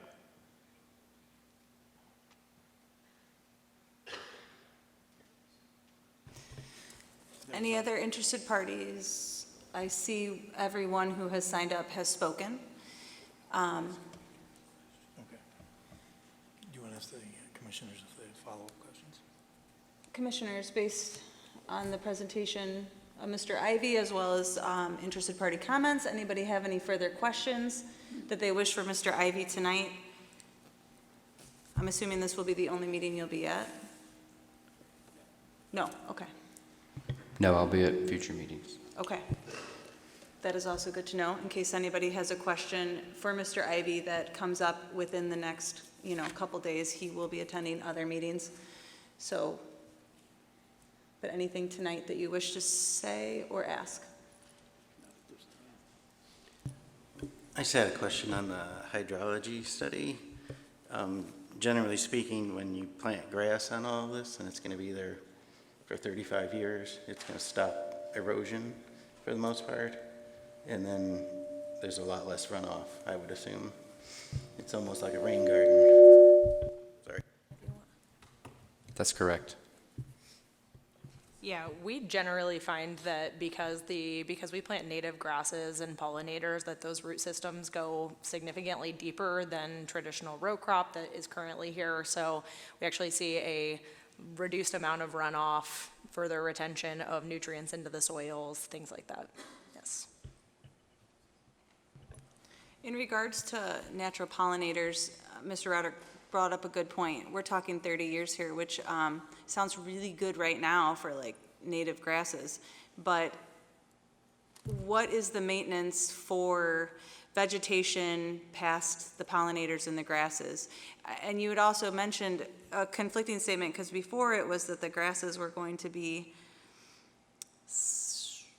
self-maintained, but then I think tonight you might have said that they are going to be maintained, and I just want clarification on exactly how these grasses and natural pollinators will be conducting, not so much currently, but as new invasive species, maybe from wildlife, seedlings, and other things, wind, bring other vegetation to the area, and what is the maintenance for that, and how does that look?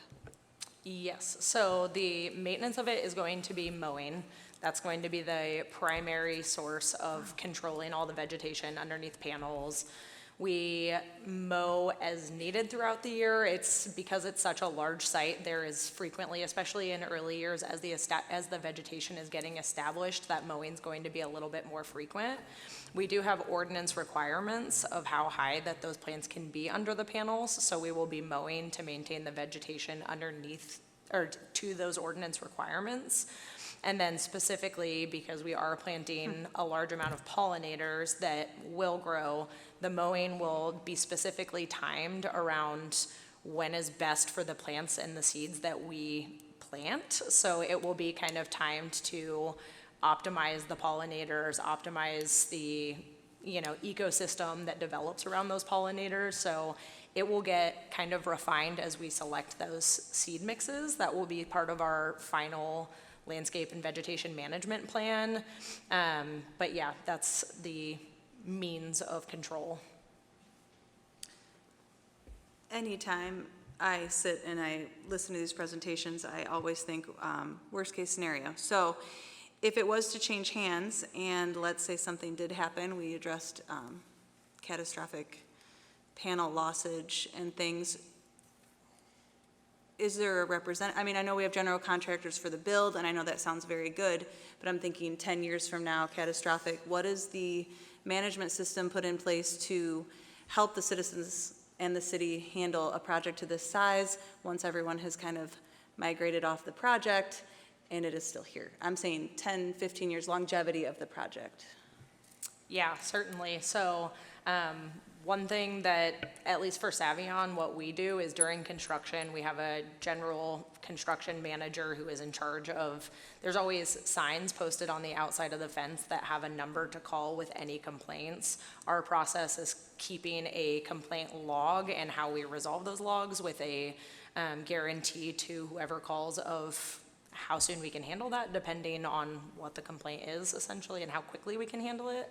And then that will get passed to an asset manager, and there is somebody on site that is frequently managing this area and monitoring, driving around site. So we have asset managers involved throughout the life of the project to make sure things are maintained appropriately, as well as, of course, inspections to make sure that we are up to the code standards. So if any of that were to be of concern, we would have somebody to contact and then have a requirement to address those concerns. That is good for the build. I mean, once the project has potentially, hypothetically moved hands, what is the management? I mean, you have 30 of these, and since 2018, or 31 operational since 2018, who manages, let's just even say, the mowing of the grass, and who manages the catastrophic event that something happened? Yes. And what is in place for the longevity plan? Yes, so mowing wise, we will have a mowing contractor that specifically, we would like to do a local contractor, but a lot of times they won't have the bandwidth to do a project of this size. So we will have a contractor that is in place to regularly mow, and they'll have access to the site. So that's kind of its own separate maintenance. And then as far as catastrophic events, so in the case that something happens, so we have 24/7 monitoring of the panels. So if something were to happen, like a storm came through and suddenly an entire chunk of the panels were to go out of operations, we would know that with the drop of a hat. And then immediately, as soon as the project is safe to be at, we would send somebody out to go monitor that, to go look and see what happened. If it's fixable on site and just something that needs to be adjusted, they would fix it. And then if it is a catastrophic event, then we would immediately call insurance to get insurance involved to come out and do an investigation, and then would proceed with cleanup immediately afterwards. What if it was a water issue or drainage problem or something that maybe one of the studies, although look very good now, maybe does not follow through with in the long term? Say, studies are really wonderful for the Yes. pre-work studies.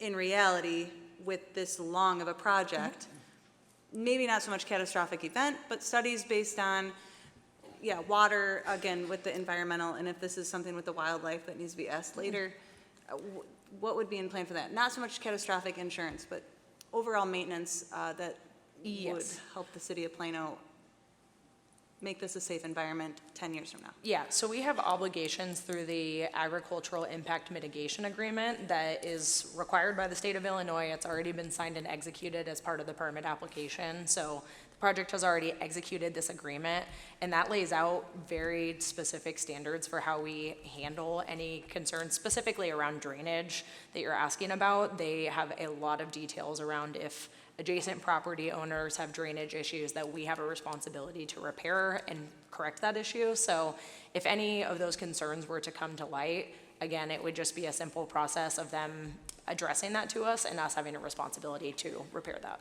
If this was to change hands, again hypothetically, does that follow suit as well into the next landowner? Is that part of the Yes. agreeance factor? Any solar project in the state of Illinois is required to have an agricultural impact mitigation agreement, so there is no way that any owner or operator could have a project without being up to those standards of that agreement. And then lastly, with these studies that we were talking about that you said took 2 to 3 years, is there any way that, is that private information, is that accessible? A few of those studies were provided in the permit application. Most of them were. binder? Yes, the Okay. sound and glare studies were done more recently within the last year. I know that. I think geotech and soil testing was done a little bit earlier on in the project. That's some of the preliminary analysis of the land to see if it's even viable to build a solar project there. And then the following studies were done a little bit more recently for the application. Do you oppose, if we had questions for Mr. Ivy in regards to some of our drainage questions or some other things that come to light, would you be open to us being able to ask him, even though, you know, if it's not on topic, you'd be on hand to answer them? Yes.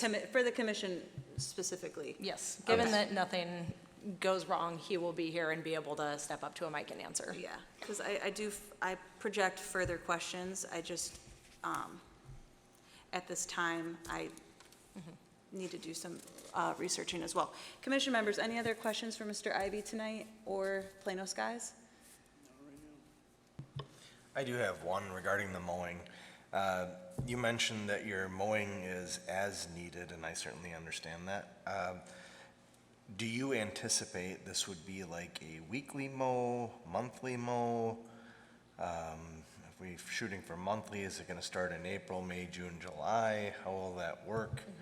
Yeah, typically the mows are kind of regulated by how high the vegetation is, and as it starts to shade the lower part of the panels. So our panel, what we call our toe clearance, is the lowest point of the panel that gets close to the ground. For this project, it's going to be around 24 inches. So as vegetation can kind of make its way 12, 18 inches, we're still going to be okay from an energy production standpoint. Typically, mowing happens maybe once a quarter.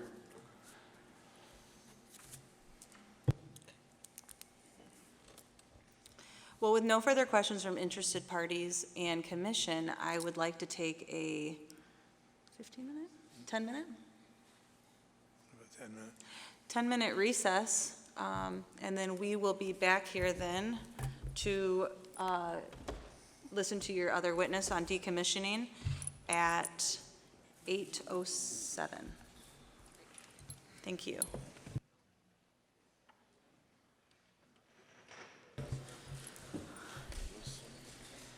We are back from recess, and to update everyone on where we're at in this meeting process, we will be now listening to Plano Sky petitioner's next witness that is here to represent the decommissioning plan.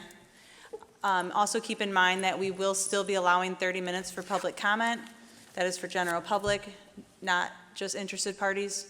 And I will be unfortunately limiting that to 3 minutes per speaker. So just keep that in mind, that after we get through this, we will be still leaving time allowed for public comment. Thank you. All right. Thanks for still being here, everybody who is still here. I want to introduce our next speaker, Matt Clementi, who is part of Stantec, one of our consultants. He is the consultant who drafted our decommissioning plan for the application and is highly, highly qualified in everything decommissioning. So he's got a lot of good information for you. And then I will be addressing the variance request around the decommissioning bond timing at the end of the presentation before we head into the cross-examination. So without further ado, Matt, I'll leave the floor to you. Mr. Clementi, before you start your presentation, could I put you under oath, please? Yes. Do you solemnly swear or affirm that the testimony that you're about to give will be the truth, the whole truth, and nothing but the truth? Yes, I do. Thank you. Can you please state and spell your name, please, for the record? Matthew, M-A-T-T-H-E-W, Clementi, C-L-E-M-E-N-T-I. Thank you. Thank you very much. And thank you, ladies and gentlemen. My name is Matthew Clementi. I'm a senior project manager and civil engineer for Stantec. We are a consulting company that does work for Savion and for Plano Skies. I'm a registered engineer in the state of Illinois. I have 40 years of land development, civil engineering experience, and the last 10 years of that experience is in engineering specifically for renewable energy projects, solar and wind. And a big part of that has been the preparation and review of literally hundreds of decommissioning plans across Illinois, Wisconsin, and the Midwest. To start this part of the presentation, I'd just like to define or explain decommissioning briefly. Decommissioning is the required removal of a project and all the equipment and all facilities at the end of project life. Decommissioning? No. Typical projects that the Plan Commission sees for a site plan or reviews for a special use permit are typically permanent projects. This commission sees special use permits for airports, schools, daycare centers, hotels, large multifamily developments, golf courses, etc. Those are all permanent projects. And none of these require decommissioning. There is one type of project where the city ordinances require demolition and restoration after the end of the useful life of the project. That's solar energy projects. City of Plano requires for solar energy projects that are above 25 kilowatts that the facility be removed from the property after its useful life is complete. This project corresponds to the temporary nature of solar facilities. Plano Skies Solar is planned to operate for 35 years, and this planned lifespan is reflected in the lease agreements. Decommissioning requirements are spelled out in two places. The City of Plano has ordinances, Section 5-3-15, solar energy systems, that has a section requiring decommissioning. And also the AIMA, the Agricultural Impact Mitigation Agreement, has a section and details requiring decommissioning. You've probably heard of the AMA that's been discussed a couple times. I'd like to go into a little bit more detail about that today. The Agricultural Impact Mitigation Agreement is required by the State of Illinois Department of Agriculture and signed by the project developer, Plano Skies. It protects the landowner interests, it protects public productive farmland, and it's required in Illinois for solar, wind, pipelines, and electric transmission facilities. For pipelines and transmission, which don't have necessarily a termination at the end of life, the AMA governs how the agricultural land is left after construction. For solar and wind facilities, the AMA governs how the agricultural land is left after the removal of the projects. The decommissioning requirements that are required by the City of Plano go into detail in the city's ordinances. The City Council must review and approve the decommissioning plan. The decommissioning plan must contain an engineered certified cost estimate. Every 3 years, an updated estimate can be requested by the city. And the city may use a third-party reviewer to review the estimate, and the project developer, Plano Skies, must reimburse the city for the cost of that review. There's one item that Anna will talk about at the end of my presentation, which is part of the city's requirements that we would like to talk about a variance, but Anna will discuss that in detail. The decommissioning requirements of the AMA, the Agricultural Impact Mitigation Agreement, AMA requires that the decommissioning be completed within 12 months of the end of the project life. AMA requires a financial assurance be set aside prior to construction of the project. The AMA allows salvage value that may be used to reduce the amount of the financial security, and then provides the financial security upon abandonment that the municipality may draw on to complete the decommissioning of the project if the project developer is no longer available. My decommissioning plan is published on the website, the Plano Skies website. I can go into all kinds of detail. I don't know that that's necessary right now, but in general, what we do is we discuss what got built or what's planned to get built, and then how it's constructed, and then how it would be deconstructed at the end of the project life. And we'd also go into some detail on how actual calculations are made and what items are included in those calculations. There are other decommissioning plan items that are included. There's an operational plan for Plano Skies to determine that Plano Skies will decommission the project at the end of the project life. That the cost estimate that we used is all based on prevailing wage rates, and that already in the estimate, prior to an additional 20% that the City of Plano requires be included in the financial assurances, we already calculate an additional 10% of the required cost estimate that's used for overhead, permitting, and items like that during the deconstruction. Additionally, materials will be recycled whenever possible throughout the decommissioning process. For this project, we calculated a little over $11 million or almost $12 million of decommissioning expenses. There's a potential revenue, mostly recycling the glass and metal throughout the site, of about $3.5 million.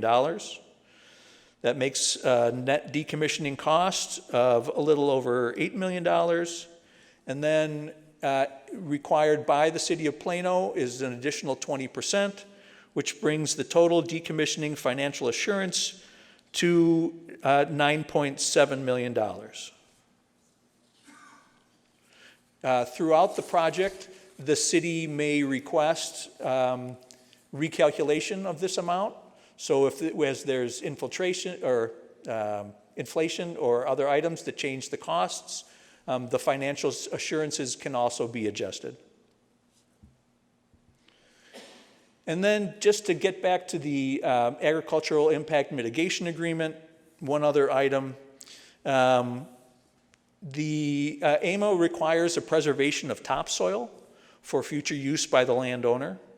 The AMO requires decompaction of soil after decommissioning to prepare the site to be used as an agricultural land again. And additionally, drain tile, and this was just discussed in one of the questions, drain tile must be surveyed prior to construction so that during construction we know exactly where the existing drain tile is. And then during construction, the drain tile can be protected, or if it's directly in the way of part of the construction, it can be rerouted or bypassed. And then the next is Anna. All right, thank you, Matt. I quickly just want to cover the variance request that we as a project, Plano Skies Solar, are requesting with our application. Anna, could you just affirm that you were previously placed under oath on the prior meeting and you understand you're still under oath? Yes. Thank you. So the ordinance requirement as laid out in the City of Plano ordinance is that we would issue a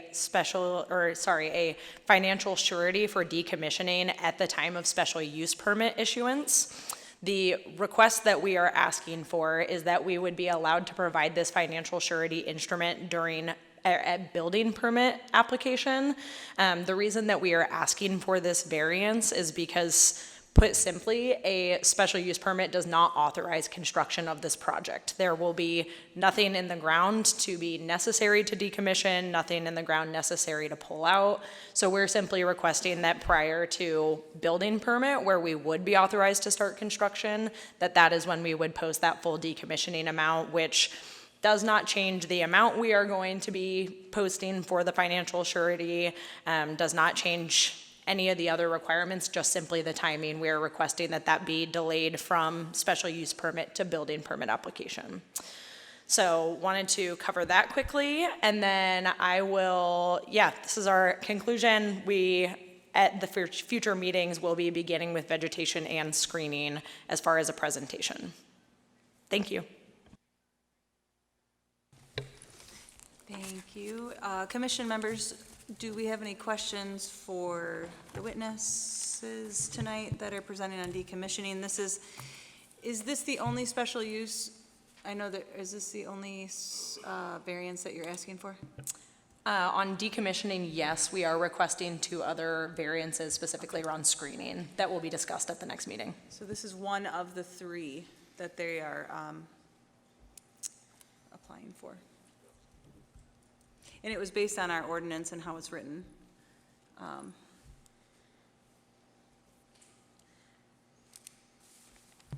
have a question. So you described the soil is not to be compacted and whatnot when you leave. What exactly does that mean, and how will this site be left when you're done pulling out all the pilings, pulling out all the copper wire, pulling down all the poles, pulling down the panels and recycling them? What is this property going to look like? Thank you. So what we assume in the decommissioning plan is that everything is removed, and then there is a decompaction. Actually, the ground will be tilled and to turn up the soil, and then any holes will be filled. Any areas that are where topsoil was removed, for instance, the concrete pads for the inverters, the topsoil is required to be saved on site, so that topsoil can be brought back and reapplied in the area where it was removed. But in general, that the AMA requires that we protect the area for future agricultural use.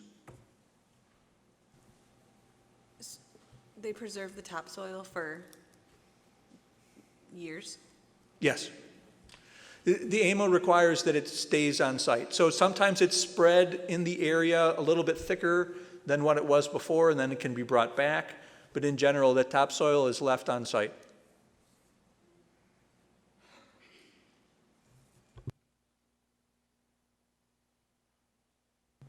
How often, you mentioned that the city can, a concern of mine would be inflation, obviously, 30 years, again, thinking longevity with this project.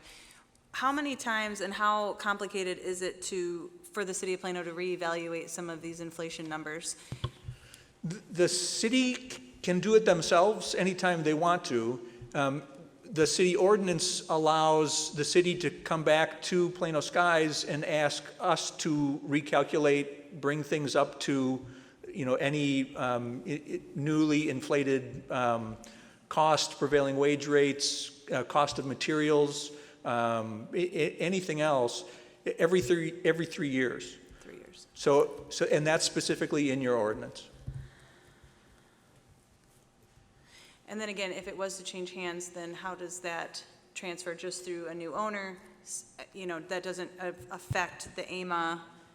Yeah. You're still representing even any owner at any leaser, shall I say, not owner. Yeah, that's the beauty of the contracted agreements between the agricultural impact mitigation agreement, the special use application, and the ordinance, is that those requirements are going nowhere. Those are all things we still need to abide by, or the future owner would need to abide by if they obtained this project. All those standards would still be in place because they are enforced by various amounts of documentation. And how long has AMA been around historically? Great question, I don't know. Long? Yeah. Yes. Years. It's a Yes. historically long state of Illinois run. Department of Agriculture, yes. Okay.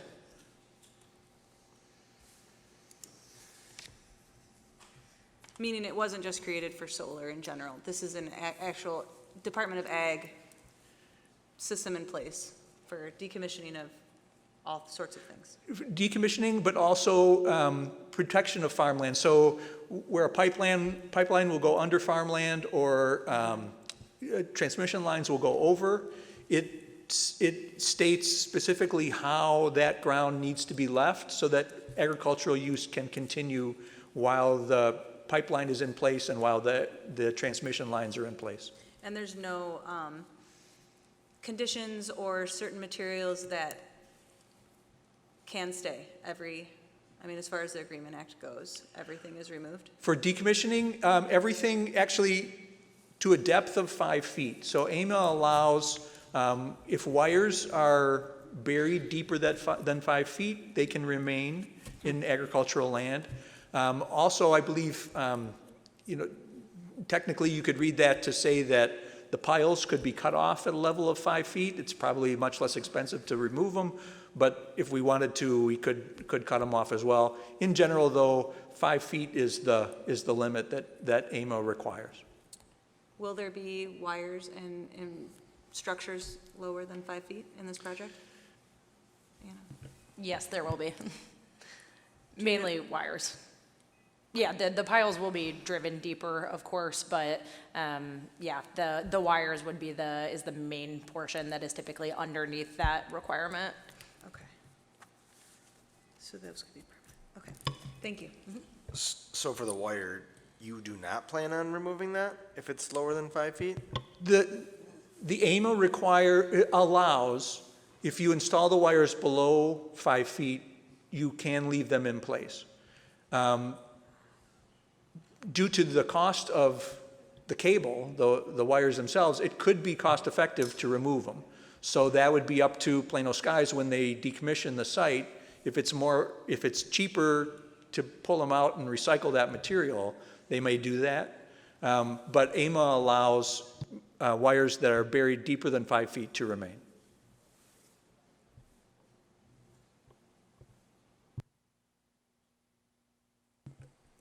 If you're okay with it, I'd also just like to quickly call out that the typical standard across the country is down to 36 inches.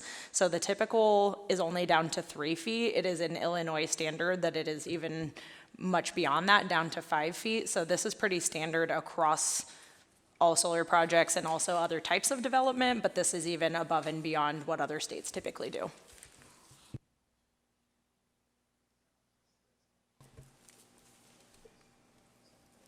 Commission members, any other questions? Or we will now give interested parties the chance to cross-examine based on decommissioning witnesses. Nope. All right. Interested parties wishing to approach the microphone to ask any questions based on decommissioning, now is your time to join us.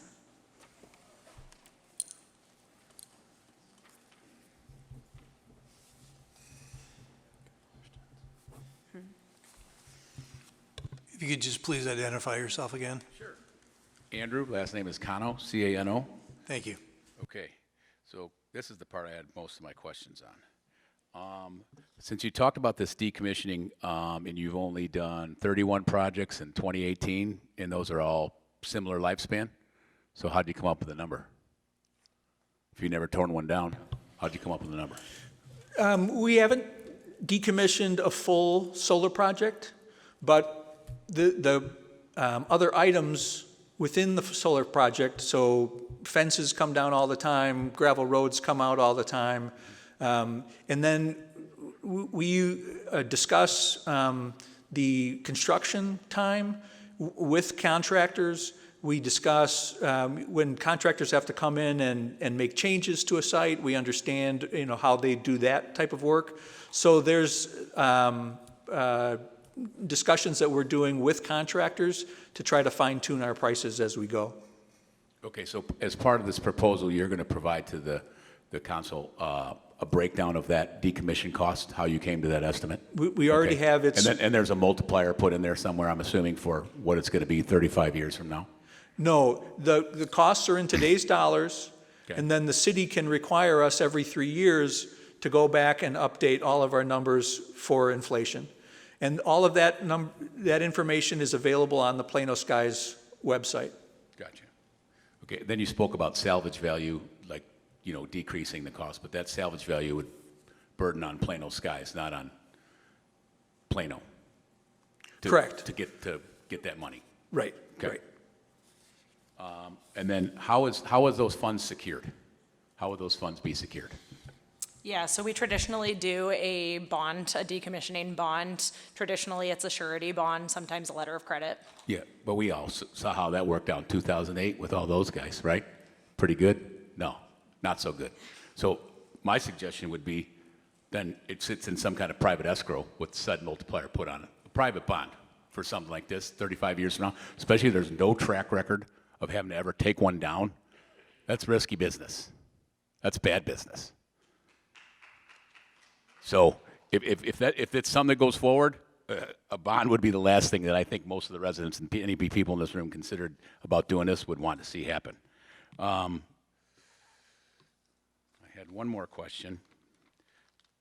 And then in regards to what you're talking about, removing decommissioning compared to a golf course, we're talking about how many total acres for this project? A little over 1,500. 1,500 of removing all this stuff. This is just my personal opinion. That number may be a little light, but that's your guys' deal. The bigger thing I wanted to see here was just in regards to how it's going to be funded, and I think a bond is probably not our best way to go. Thank you for your time. Thank you. Any other interested parties that wish to cross-examine?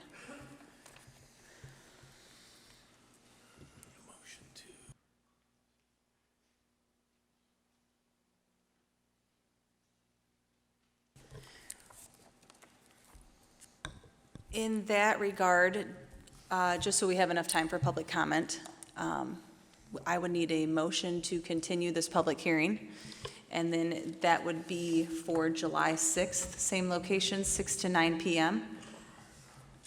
So moved. Motion by Mr. Rauter, Second. seconded by Mr. Olson. Roll call vote.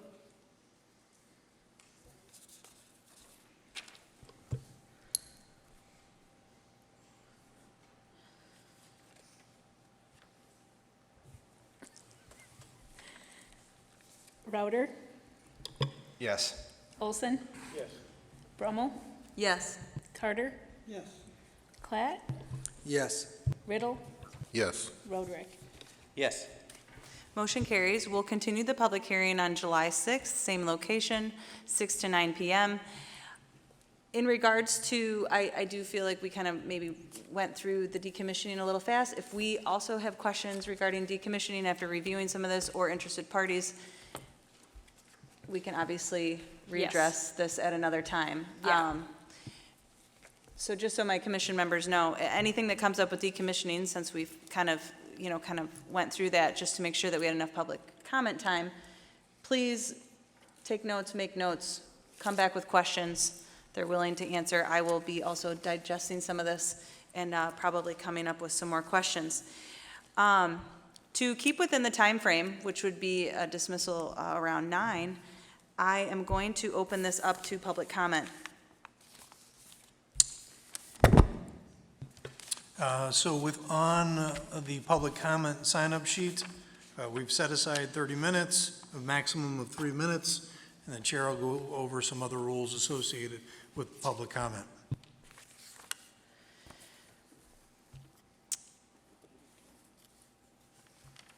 Policy pertaining to public comment.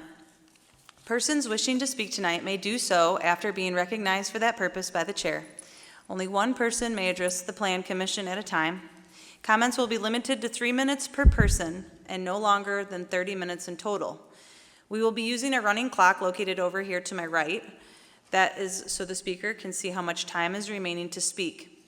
I will be asking you at the end of 3 minutes to please wrap up your last sentence and finish. Any person's unused time may not be traded, utilized, or added to another person's comment time. In other words, you can't yield your time to talk in order to talk longer. Oftentimes we see that in Congress, but that is not what we are doing here tonight. The Plano Commission at any time may, without creating precedent, expand the numbers of those permitted to speak at any given meeting, meaning that we usually allot 30 minutes. If we don't get through all the speakers, we can go over. We just don't want to be here till midnight. So persons addressing the Plan Commission shall identify themselves for the record and for the Plan Commission and members of the public also attending the meeting tonight. Persons addressing the Plan Commission will offer all comments in a courteous and professional manner and refrain from using inappropriate or offensive or profane language. The Plan Commission will not engage or debate or discuss related to comments offered or made. The public comment period is intended to afford the members of the public with the opportunity to express their views to the Plan Commission. The Plan Commission will then take the comments made by its speakers under the advisement.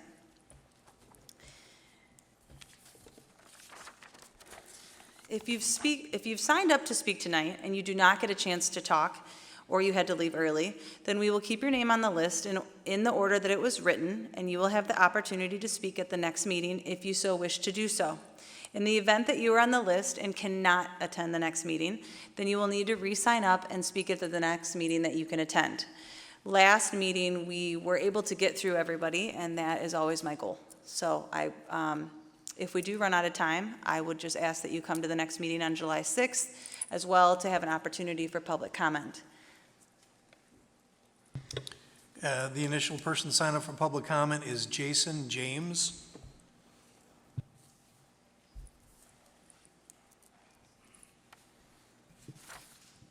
Hello, good evening. My name is Jason James. I'm an organizer with the Laborers Union. We are one of the 3 trades that will be benefiting from the construction work needed to complete the Plano Skies solar project. In Kendall County alone, our organization represents 340 hardworking middle-class men and women of all races. They live and work right here in Kendall County. If anyone says these jobs are temporary, they are completely wrong. I personally have had family members and friends start their careers from projects like these. They did not want to pursue college, so this was another avenue for them to enroll in our apprenticeship program and start a career on their own. They have been well trained from working on these projects and continue working for union contractors around the area. They are now able to provide for their families by making a livable wage, having health insurance, and eventually one day will be able to retire at a reasonable age with a sense of dignity and security. The millions of dollars these tax revenue Plano Skies solar project will produce over the years will tremendously help our school system, infrastructure, public services, and local community in a way that Kettle County has never seen, as well as providing a stable source of income for the landowners who choose to lease their property. Savion so far has provided us with their plan and vision with complete transparency. They have proven to speak and work with our community on issues and hold themselves to the highest standards when coming to the health and safety of our residents. As we all know, clean green energy is the future. We are seeing more and more solar farms across Illinois, and that's because we have to shift to a cleaner, more sustainable energy source. We're living through one of the biggest economic transitions of our time. When we build solar farms, we're not just creating jobs, we're producing power right here in Illinois, strengthening our grid, stabilizing costs, and keeping investment in our local community instead of sending it out of state. Plano Skies Solar Project is a once-in-a-lifetime project we would love to say we're a part of creating. These are not just projects of today, they are investments for the future, helping provide affordable electricity, supporting our local economies, and creating a cleaner environment for generations to come. With that being said, our organization, our members as well are ready to get to work. Thank you for your time and consideration. Thank you. Next is Jeremy Strong.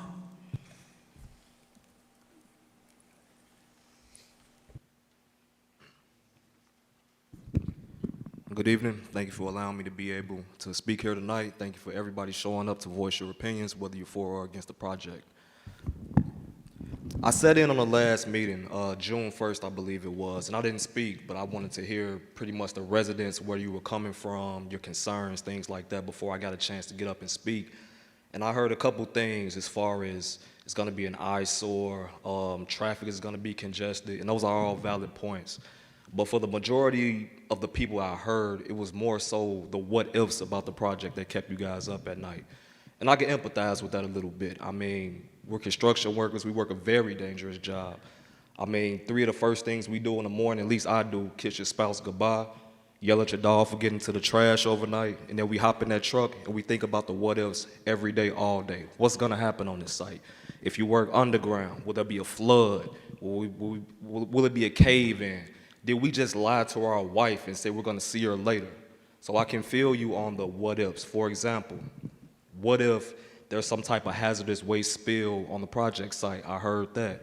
Well, we're trained for things like that, not only for the containment and the cleanup, but the prevention.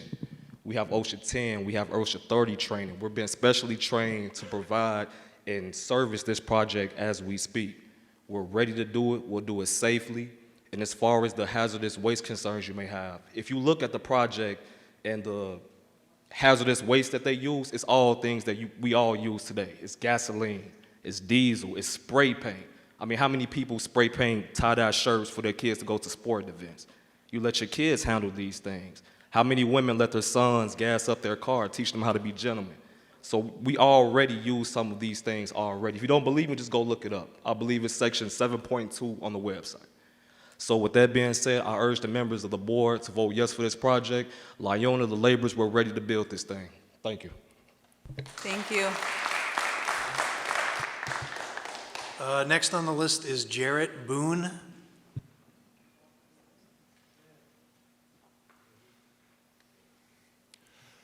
Good evening, members of the commission. My name is Jarrett Boone. I'm a United States Marine veteran and a member of the local union 461 IBEW. And I also live off a river road since 1995. I grew up around Plano and I played youth tackle football here. Spent time in local stores and restaurants, and like a lot of the folks around here, I call this community home. After I came home from Afghanistan and the Marine Corps in 2011, I faced the same question many veterans face. What's next?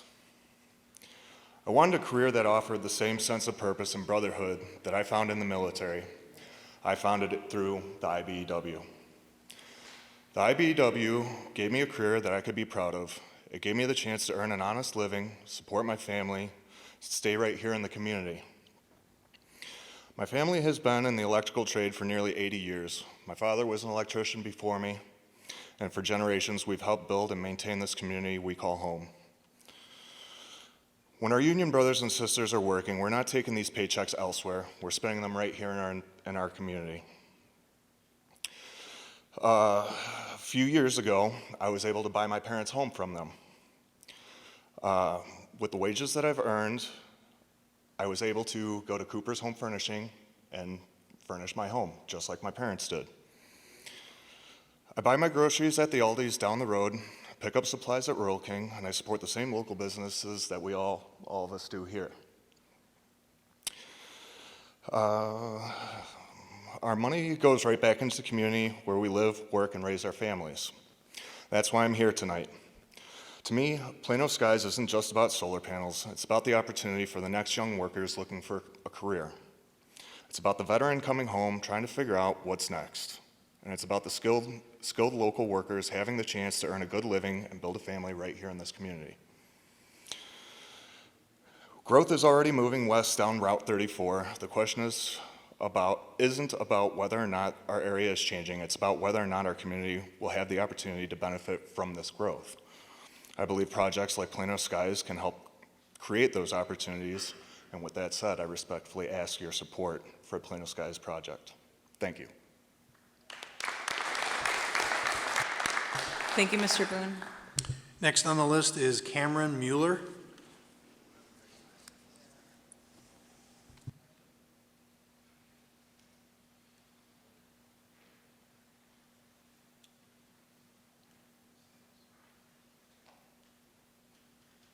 Good evening. My name is Cameron Mueller. Been a resident since 2013.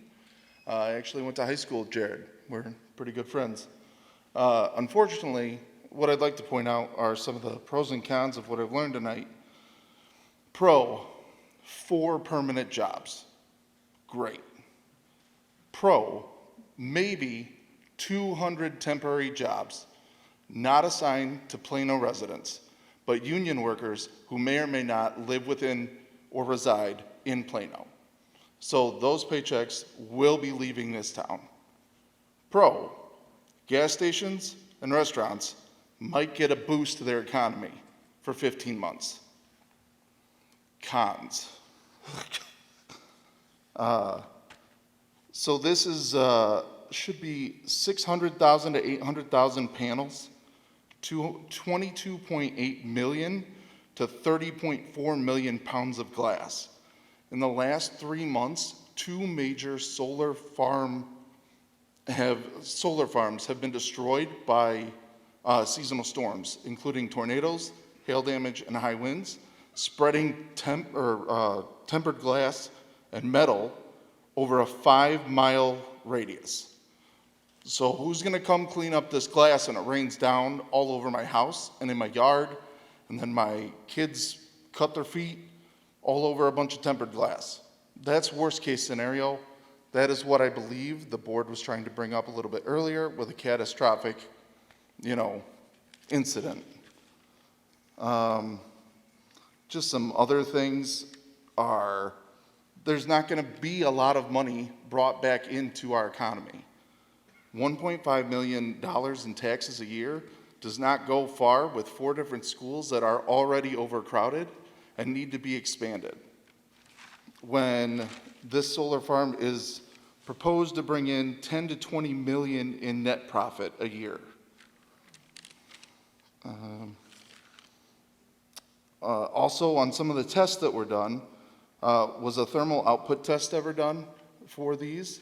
Was a microbial biomass carbon test ever done? You can't just go from farming land with corn and soybeans for 100 years and then throw a bunch of native plants on there and expect them to grow without doing these kind of tests. They're gonna put 12 different ponds on this property, which is just a bunch of mosquito breeding grounds.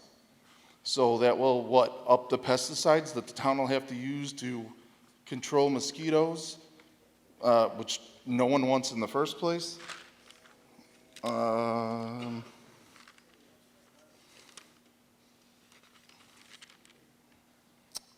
And if they do put in pesticides to keep that down from the ponds, will that runoff from those ponds go into the creek then when they overflow? So thank you. Thank you, Cameron.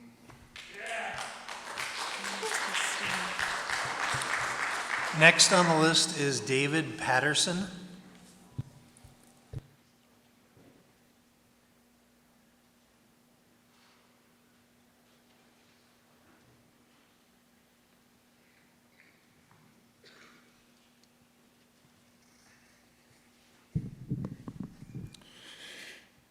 Good evening. My name is David Patterson. I'm a proud local 150 member residing in Illinois with deep family roots in the state. Part of my family comes from Princeton, Illinois, a community that understands the value of hard work, agriculture, and investing in everyone's future. I stand before you today in support of solar farms because they provide two things every community needs: good paying local jobs and a reliable, sustainable source of energy. I know firsthand the importance of construction and skilled trades that come from a community like this. Beyond the jobs they create, solar farms help strengthen our energy future. As energy demand continues to grow, we need a diverse and dependable energy portfolio. Illinois has always been built by people willing to invest in the future. Solar is an opportunity to do exactly that. Thank you for your time. Thank you. Next on the list is Karen Henry.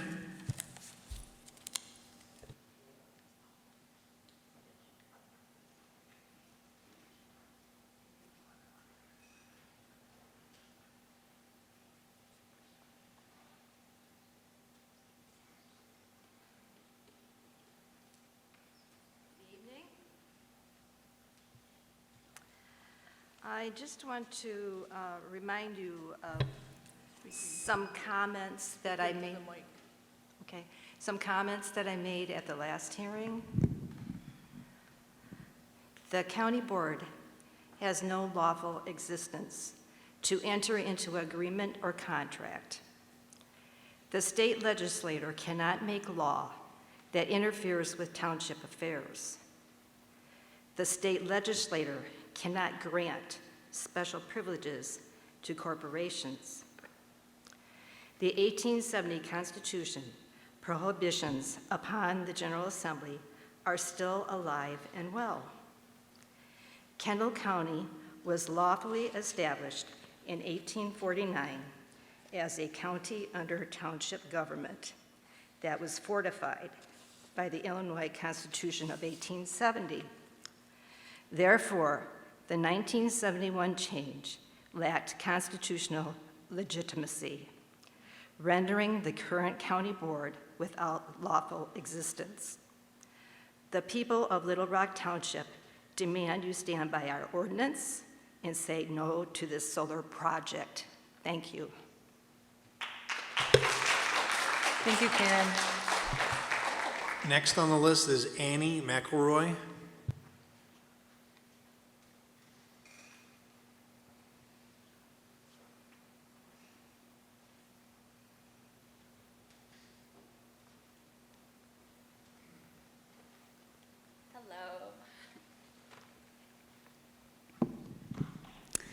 As established by the notice and affidavit already served upon you and left unrebutted, that means no one said we were wrong.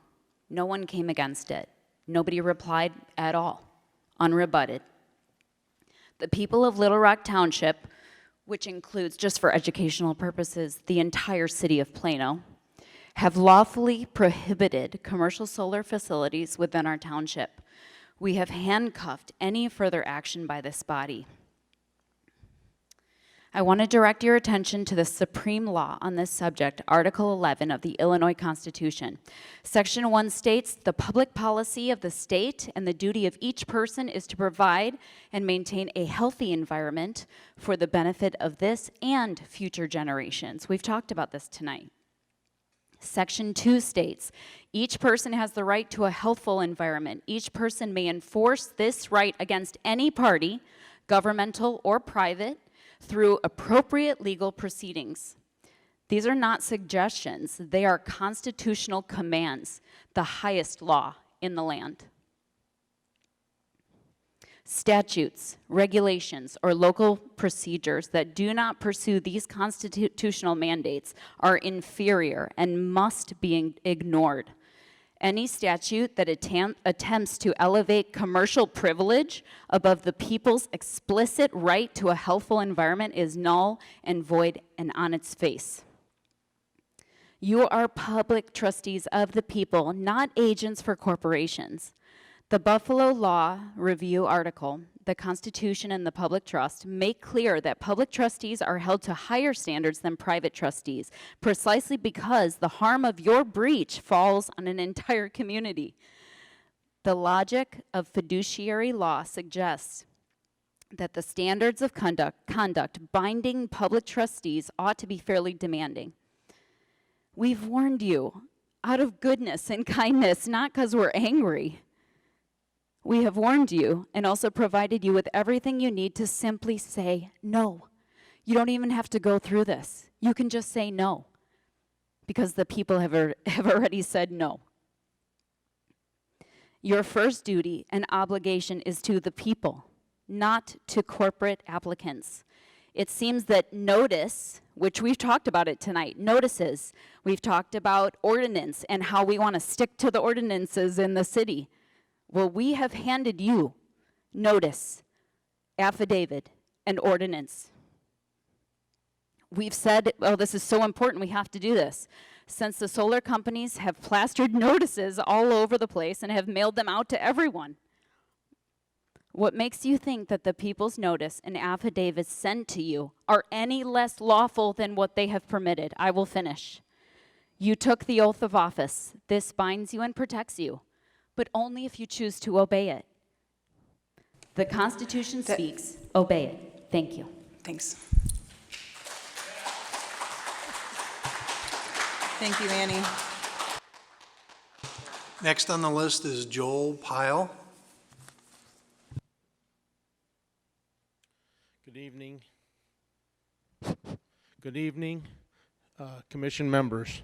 My name is Joel Pyle. I'm the business manager of IBEW Local 461.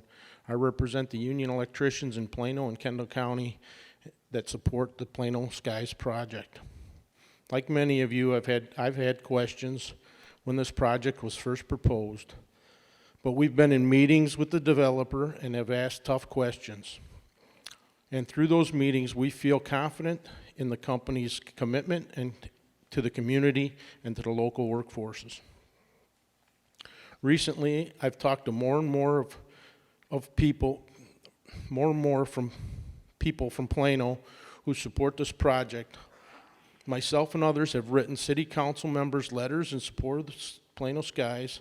Many of you have probably received those letters. We understand that this is about good local work, local investment, and a chance to bring real opportunity to the area. Projects like this help our trades grow our apprenticeships and overall membership within the area. We participate in job fairs right here in this school, and we have Plano High School students attending our building trades job fairs each year. This promotes good paying jobs and allows young people to work, live, and stay in the communities that they grew up in. That matters to our members, it matters to working families, and it matters to the community that deserves to see the benefits of a major project like this one. Projects like Plano Sky don't come along every day, so I respectfully ask the Planning and Zoning Commission to support Plano Sky's solar project. Thank you for your time. Thank you, Joel. Next on the list is Bob Hallenbeck.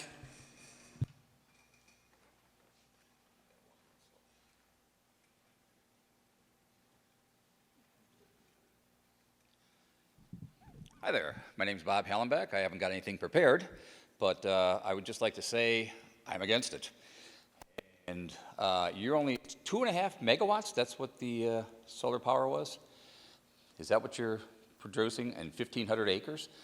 That's, come on, seriously, that's just not good at all. When we could have a simple, look at up there, Byron nuclear plant, how much does that produce?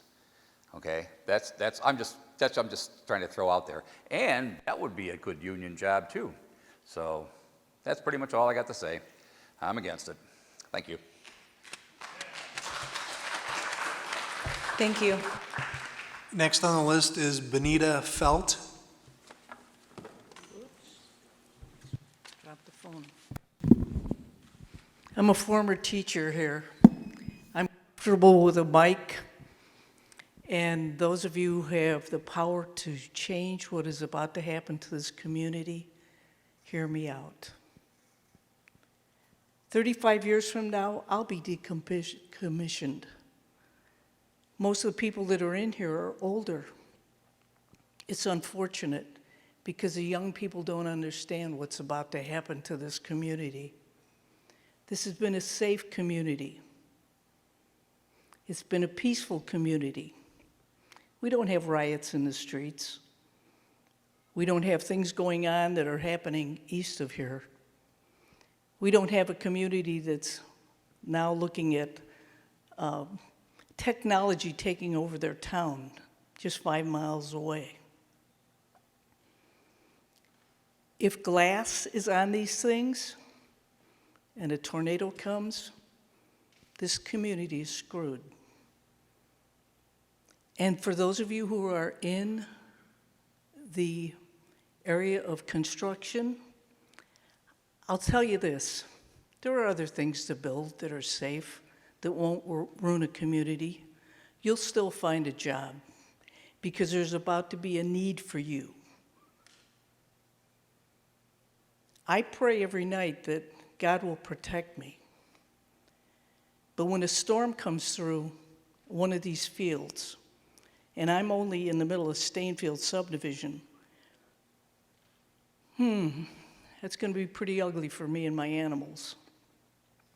And for the rest of us that are 5 miles east, or south rather, it's going to be ugly too, because nobody's going to get all that glass out of the fields. So if you're in a position that you can vote, and you're a member of the Plano City Council, consider the effect that you're going to have on the future of this town when it comes to that, people being hurt. I think some things have already hit the fan down south of us, and the land is ruined. Who's going to come in there and pick up all those shards of glass? I think 35 years from now, if not sooner, there will be another solution just like the giant fans were. Somebody else is going to come up with something better. It might be smaller and more powerful, and maybe really, truly sit on each roof. Thank you. Thank you, Bonita.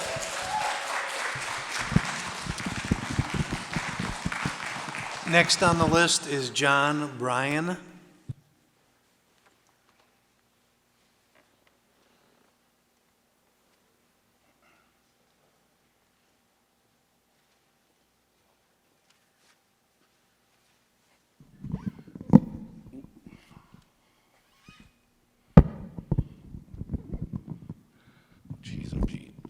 My name's John Bryan. I live in Bristol Township. My best friend is right behind me. Unfortunately, I came in a little late. I didn't hear about the soil samples, but I'm going to tell you one thing. As a 40-year road builder in the community, I found out two things. The soil is terrible to build on, but it's great to grow food on. That's why our roads are in tough luck, because it's organic. I see the unions are here. I always know when, with all my time that I've spent in Springfield, when there's a problem, who does Springfield call? Organized labor. Come to the rescue. I'll give you an idea. That Liuna truck sat in the 15-minute zone for 45 minutes, the 15-minute zone. No offense, I was a union contractor. They're carpetbaggers. They are not going to come in here and spend money in your community. They're going to bring their lunches, they're going to work their 8 to 10 hours, and they're going to go home. They're not going to spend money in Kendall County. They are not going to do anything for the businesses here. You mentioned about, 18 foot between panels, and you're going to have, grass, and you can mow the grass. What about under the panels? What grows under the panels? You're going to plant hosta? You're going to plant ferns? I mean, come on, nothing grows under there. We all know that. So you're gonna generate 250 megawatts of power. That's what I understand. Okay. The two projects in Yorkville that they want to build for the data centers, They're going to take 3,000 megawatts, and you want to take 1,500 acres, same amount in Yorkville, 1,500 acres for 3,000 megawatts. You want to spend 1,500 acres for 250 megawatts. Are you kidding me? That's enough to build, that's enough to power 180,000 homes. Are there 180,000 homes in Plano? Last I checked, I don't think so. I've lived in Kendall County for almost 25 years, and this is, I mean, this is just what is happening in this community is insane. You mentioned about, I wonder if Mr. Ivy knows how many decibels that a Caterpillar 600 horsepower scraper makes from 500 feet, 60 decibels. My buddy lives 350 feet away. So he's got to hear that for how long? That's over the amount that's allowed by the Illinois EPA. Decommissioning, I want to talk about the inflation rate. Do you know what the inflation rate right now is for union labor? 4.5% per year. So you've got to put that in your calculations. And like Andy said, if you want to use a bonding company, think of what happened in Plano in 2008 with the developers when they bailed, and those projects sat. I mean, the theater is a good example. Get an escrow. Sorry. Oh, no, thank you, John. Thank you for your time.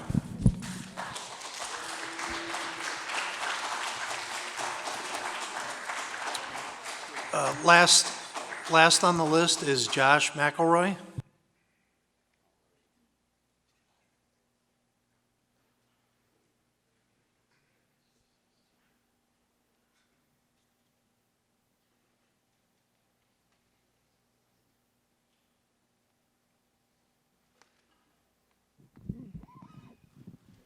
Evening, once again, Joshua McElroy here, elected servant and trustee of Little Rock Township. I come before you tonight not on my own authority, but sent by the people of Little Rock Township to do their business on their behalf and by their instruction. As John Locke rightly observed and our founding fathers enshrined, all just power is derived from the consent of the governed. That is not a suggestion, that is the foundation upon which every legitimate government in this republic stands. The reason you do not see more residents of Little Rock Township in this room tonight is not because they are indifferent. It is because the people of this nation have grown weary of self-serving governance, weary of elected servants who take an oath and then serve interests of others besides the people who place them in office. That weariness is itself a warning that should not be ignored. Let the record reflect on June 26, 2025, the people of Little Rock Township exercised their sovereign right of self-governance. They lawfully assembled, they deliberated, and passed a resolution and ordinance banning commercial wind and solar development within the township. This was not a petition, it's not a suggestion, it's a lawful ordinance, the direct expression of the sovereign will of the people. The jurisdiction of Little Rock Township fully encompasses this project area, including the entirety of the city of Plano and portions of the city of Sandwich.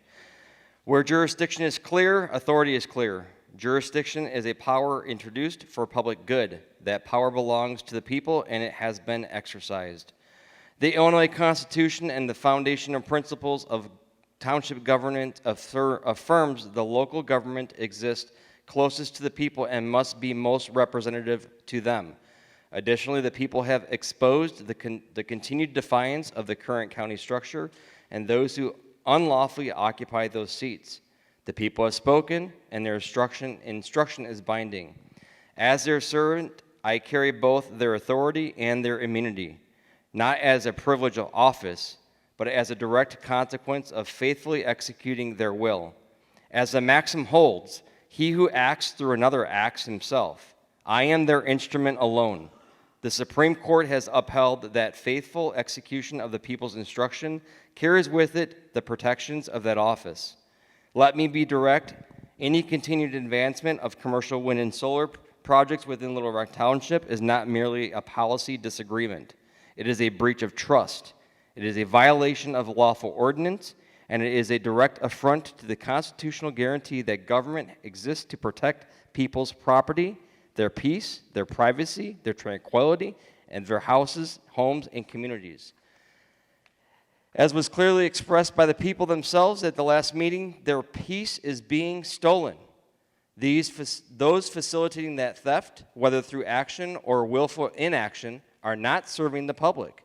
They are serving private commercial interest at the people's expense. Thank you, Josh.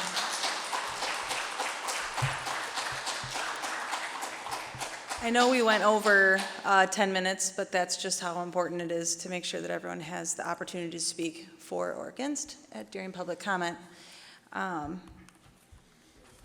We actually made it through our list tonight, so we don't have any more signed up speakers, and we can now move on to members' comments. Anybody on the commission that wishes to comment on anything heard tonight? Nope. I thank everybody who spoke tonight, as well as everyone presenting. Thank you for being respectful. It's a lot of emotion in the room, and I really appreciate everybody abiding by the policy and the rules and speaking in a timely manner. So I really appreciate it as chair. And now I would just need a motion to adjourn to our next meeting, continuation of public hearing on July 6th, same location from 6 to 9 p.m. So moved. Motion by Mr. Rauter, a second by Mr. Carter. Roll call vote. Router, Yes. Carter, Yes. Brummel, Yes. Klatt, Yes. Olson, Yes. Riddle, Yes. Roderick, Yes. Motion carries. Meeting adjourned. We will see everybody back here July 6th, 6 to 9 p.m. Thank you.